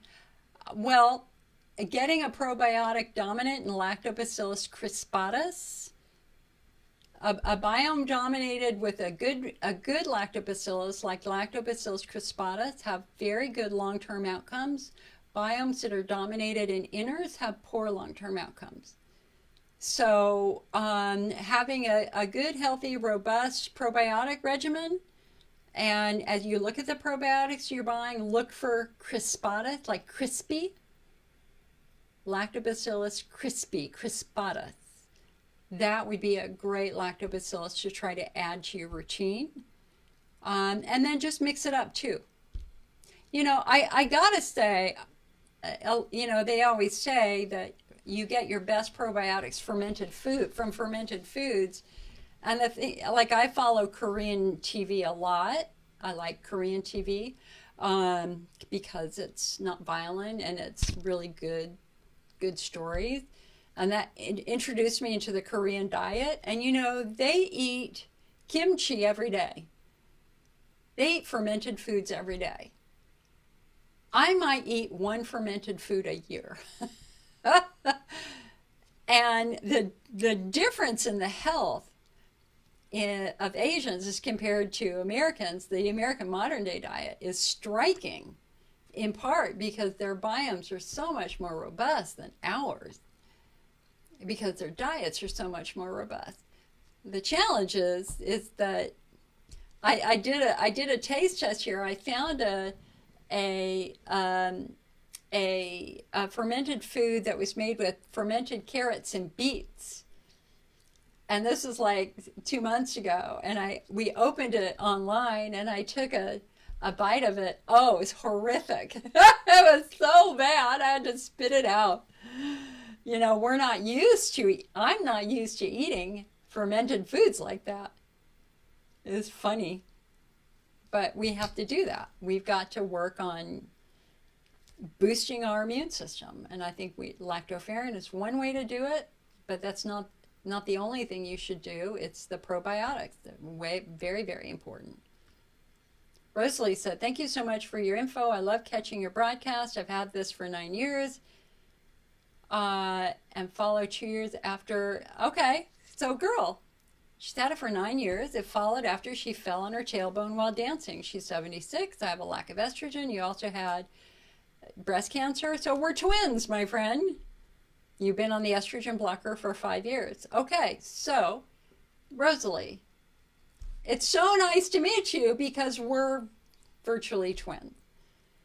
So you were a dancer, you fell on your tailbone. We have to make sure your muscles are as healthy as they can be. Number two, you're in estrogen atrophy, and you're in extreme estrogen atrophy because you've been on estrogen blockers. So that helps us understand why your skin is so compromised. And so diet right now is so important for you because your skin is bone dry. And hopefully, I don't know if your doctor, your oncologist, what their opinion is on topical estrogen. My oncologist was fine with it. The very first thing I asked her is, can I use topical estrogen? Because if I don't, my urethra gets very dry. She's like, yes, the data does not show that topical estrogen is put on your skin, it's linked to the growth of cancer throughout the body. It tends to stay in that skin more than anything else.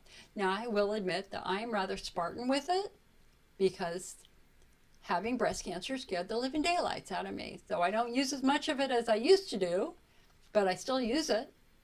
I use it dominantly externally, but I also use vulva balm on my vulva to keep it moist and dry because when these tissues get dry, they get very, very uncomfortable. Kathy said, I had Hunter's ulcers, but my doctor says there are red patches, but no ulcers now. I have a problem at night when I wake with a full bladder. And okay, here, hold on. This is interesting. So you're getting up every hour, and if you have to poop, you're in so much pain you can't even sit on the toilet. That's interesting.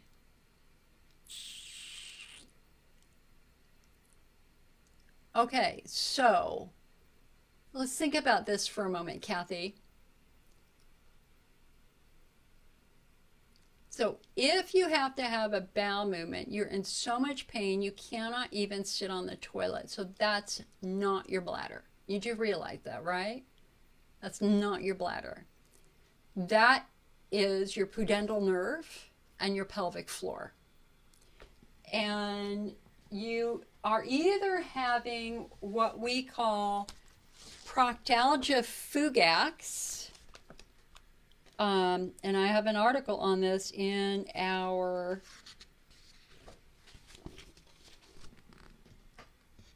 when rectal pain stops you in your tracks and you cannot move and you're screaming.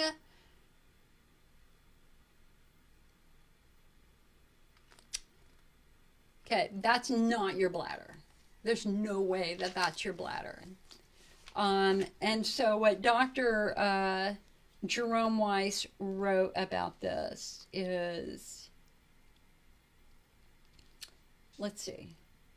The key question is here, hold on. I don't have my reading glasses on. I got my computer glasses on, so I got to work at this. The key question is, what causes it? Given its location, most doctors would assume that it's a bowel disorder and suggest treatment with heat, stool softeners, fiber, and applying pressure against the rectum to promote some comfort. Dr. Jerome Weiss takes a very different approach and a different and far more effective approach. He believes that this is biomechanical in origin. He wrote, based upon my clinical findings over the years, I feel comfortable declaring pudendal neuralgia and/or trigger points in the pelvic floor muscles, particularly the puborectalis muscle, to be the clear cause of said rectal pain. So anytime pain changes with body position, we have to think about your biomechanics, your muscles, where your muscles are, and are they pushing on anything, etc., etc. So pain when you sit down that gets better when you stand up, that's classic pudendal neuralgia. If you have a history of sciatica, that is a perfect example of a muscle squeezing a nerve. But the other thing that's so interesting is that, okay, and this happened to me in my 20s. I know that I am a pelvic floor patient. So my symptoms started at the age of 13 after I broke my tailbone. When I was in my 20s, I distinctly remember I was laying on my couch reading a book when I felt the bottom of my feet start to tingle. That's like, what is that? what is that? And then like 10 minutes later, I had to have a bowel movement. And when I had the bowel movement, the tingling went away. And that became very routine. As soon as I felt the bottom of my feet start to tingle, I knew I needed to get close to a bathroom. And inevitably, within 10, 15 minutes, a bowel movement would occur. Well, so what is that? That means that, now back then, I had very hard poops. They were like rocks. Because I was not eating enough fiber and drinking water. I had irritable bowel constipation. And so trying to have a bowel movement involved a lot of straining back then, and they were pretty hard, solid little poops.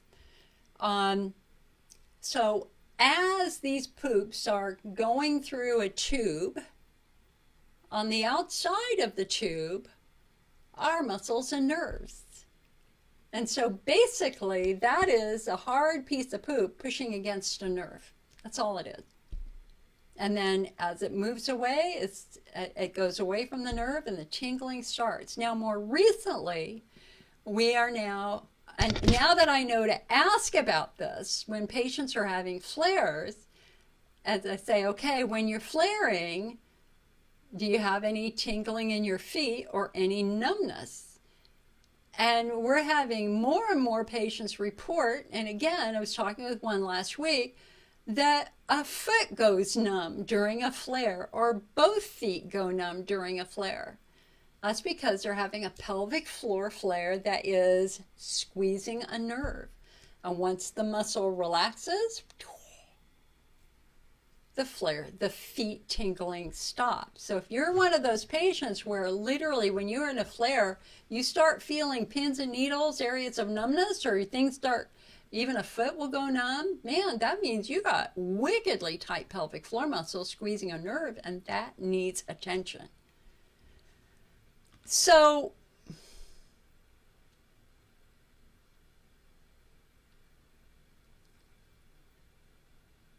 the other thing you say here is that estrase burns. Well, estrogen cream is going to burn when you put it on very dry skin. So I think that in all likelihood, Kathy, you've got a couple of different things going on. Number one, you have atrophy. There's no doubt about that. Number two, you have positional symptoms, and symptoms that go way beyond the bladder. The fact that you have severe pain that you cannot even sit on the toilet, that's pudendal neuralgia, hun. There's no way it's not pudendal neuralgia. There's something structurally dysfunctional. If you email me, I will email you this magazine, no charge, so that you can read that article and you can do your own research. I would want to know, have you had a pelvic floor assessment? If I were in your shoes, that would be my next step, because the bladder does not cause pain when you sit. There's no way, it doesn't have the nerve to do that. That is a skeletal muscle nerve issue more than anything else. Now, granted, there could be a hernia, there could be another structural thing going on, be outside of the bladder that could account for that symptom. But the first suspect would really be the pelvic floor. I think, and if you go and have a pelvic floor exam and you have absolutely normal muscles, okay, then you're at an MRI CAT scan moment, because we need to understand structures here.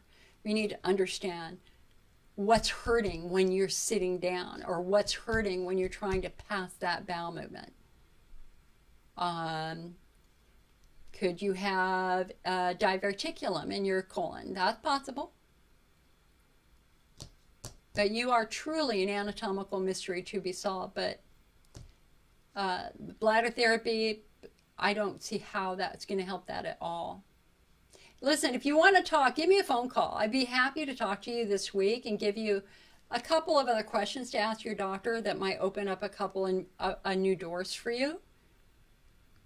But I'm really glad your Hunter's lesions are better. That's good. Mary says, I'm on estrogen cream. Could I possibly need an assessment for the possibility of not enough estrogen? Always. Anytime you go to the doctor, Mary, always have them look at your skin. Donna says, I definitely have estrogen atrophy. I had a hysterectomy 15 years ago, and you're using your estrogen cream again. Good. What do I think of the Botox treatment? Botox treatment is not going to fix anything. It basically just silences symptoms by silencing a nerve. And if you're, Kathy, you're welcome, hon. I know you're struggling badly. Believe me, I have actually worked with patients just like you who have that level of pain. Carry hope in your heart, my friend. Carry hope in your heart. If it's what I think it is, it could be very, very fixable. But you just need that proper diagnostic workup first, and that means you need a pelvic floor assessment. And your doctor should have already done that. All right. So, Donna, Botox is not going to fix anything. But if it helps manages your symptoms while you're trying to fix the underlying problem, power to you. The problem with Botox is that it's the number one risk is that it can temporarily deaden the nerve that helps you pee. So that means that some patients who have it end up having to self-catheterize for several weeks or a couple of months. And I've even worked with one patient who has had to self-catheterize for months and months and months because the Botox damaged that nerve. So it is has a smaller window for who it will help. Doing Botox not in the bladder wall but in the pelvic floor to try to relax pelvic floor muscles makes a lot more sense with a lot fewer risks. But if you're doing Botox in the bladder wall, it definitely comes with risks. So again, a proper phenotyping. And the phenotype that I think is going to benefit the most from Botox is going to be the pelvic floor group.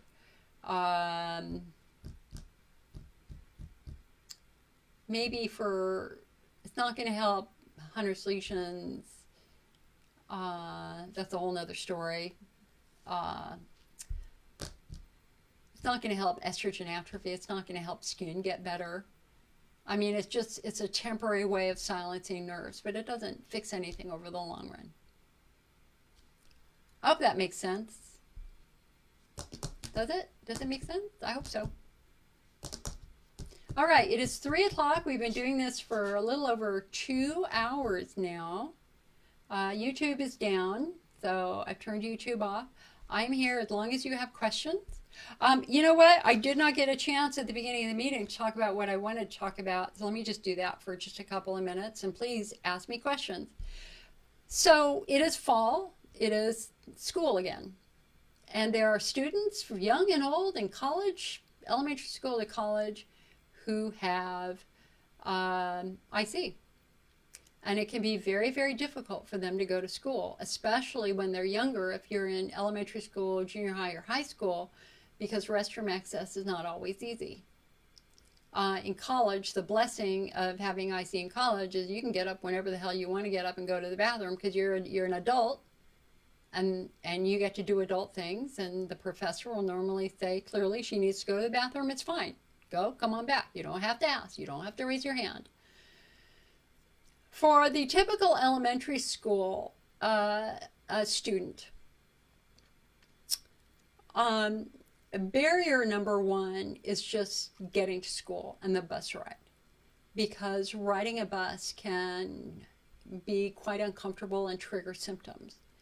And so if you have a child with IC, understand that putting them on a bus every morning is kind of asking for it. It's going to be uncomfortable for them, and it could create the foundation for a very painful, stressful day. Usually, kids do better being driven to school.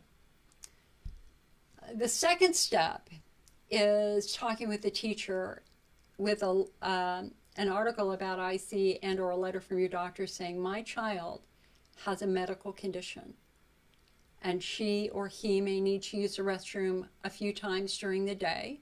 This is not somebody who's getting out of class because they want to go hang out and smoke in the bathroom, or go hang out with their friends, or go hide. This is a child with a legitimate medical issue who will need restroom access. Will you give that to them? Teachers have different approaches and philosophies. Some teachers will say no. It disrupts the class. At which point in time you bring out the big guns, which is the letter from the doctor, because they're not technically supposed to ignore a doctor's instructions. If there's a legitimate medical condition, restroom access is to be provided. If the teacher is a no-go, you go to the administration, you go to the nurse, you go to the principal. Some schools punish children for asking to use a restroom, and they will put them into a 15-minute detention after school. One mother had her elementary school child come home with wet pants. They basically wet their pants. They were so afraid to ask to use the restroom that they had accidents. And so it was a son would come home and immediately change clothes and hide their wet underwear. And when the mom actually found the wet underwear, the mom was like, honey, what's going on? And the child burst into tears and said, they won't let me use the bathroom. And she sued and she won. She sued the school district and she won. Using the restroom is human right. Using a restroom with a medical condition should never be denied.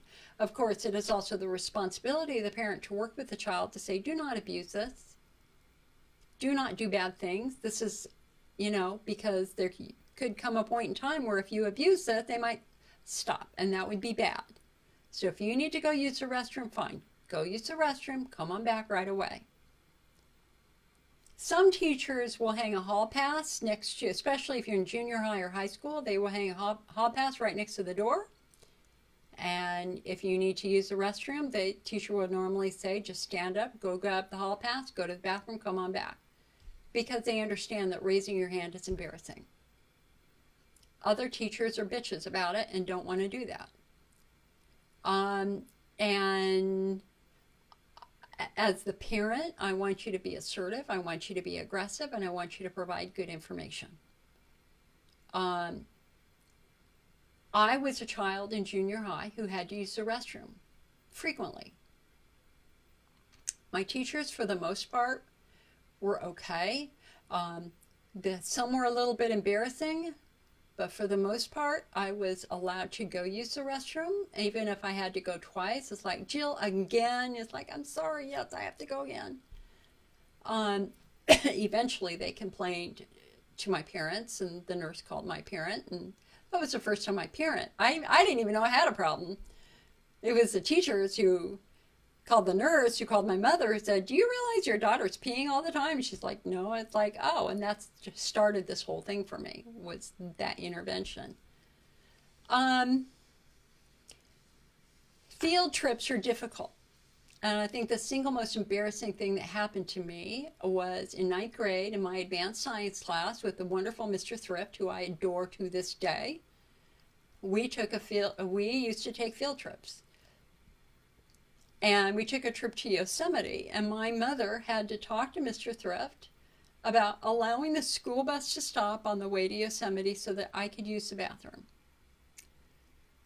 And I remember that he looked at me with pity.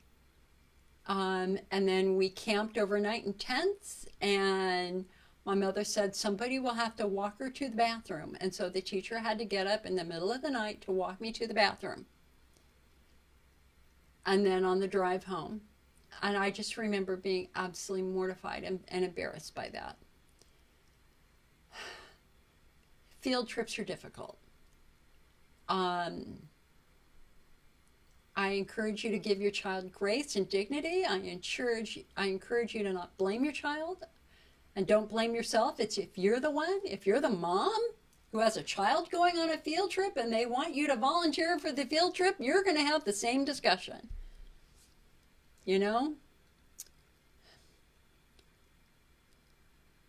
If you're a college student, the blessing is every college has an Office of Disability Services. And if you're having an issue, you go to them. You call them before you even show up at school the first time and say, what can you give me that will help me?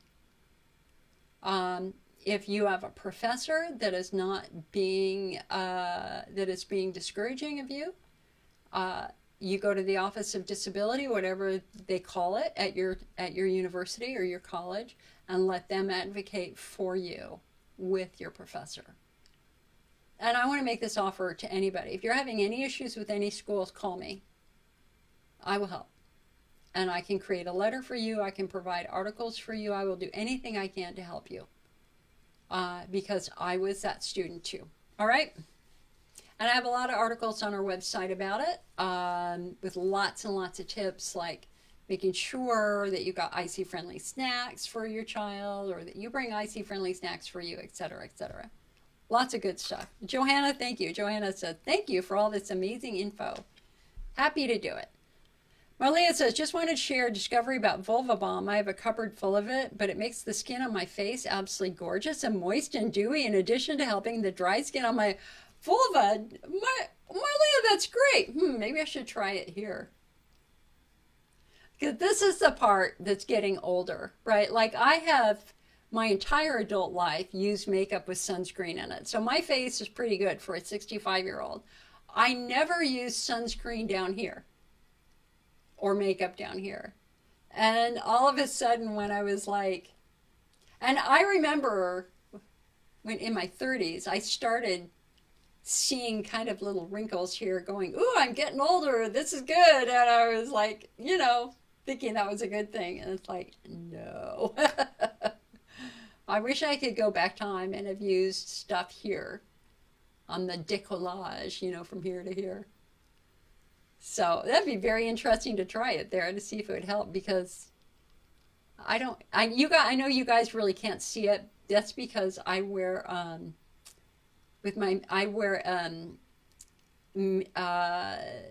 it's a cream that fills the wrinkles. And then I have blurring powder on it. Oh, the things you learn as you get older.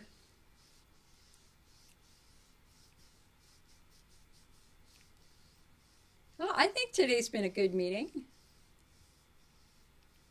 I think we've done okay today. I just do not understand what's happening with YouTube, but anyway. It's weird. We had 28 people on YouTube. It's very weird. All right, guys. Well, I think we've come to the natural conclusion of our meeting today. So, knock on wood, no fires. We will be back next week. And in the meantime, come on over to the IC Network website, icnetwork.org, for more information. We publish new blogs every week. Lots of great new information over there. Please don't forget that this is IC Awareness Month. If you can, share our daily facts across your social media. I haven't posted the last 5 or 6 because I've been very busy, but I will get back updated. Go on over to icawareness.org. You can learn a lot more about there, because if not you, who? Listen, the IC movement is on all of our shoulders here, especially now. Marlena said, yes, I'm 75 and people think I'm in my late 50s. Slather that stuff all over. I will, Marlia. Thank you. I'll give it a try. All right, my friends, I will see you later. Have a wonderful week. Hey, man, the trees are turning orange here. We are, fall is in the air. Loving it, loving it, loving it, loving it, despite the fire danger. I love the fall season. I hope you've got some... I hope you're getting your pumpkins out and starting to get your Halloween decorations out, because this is a wonderful, magical time of year. All right, guys, I'll see you later.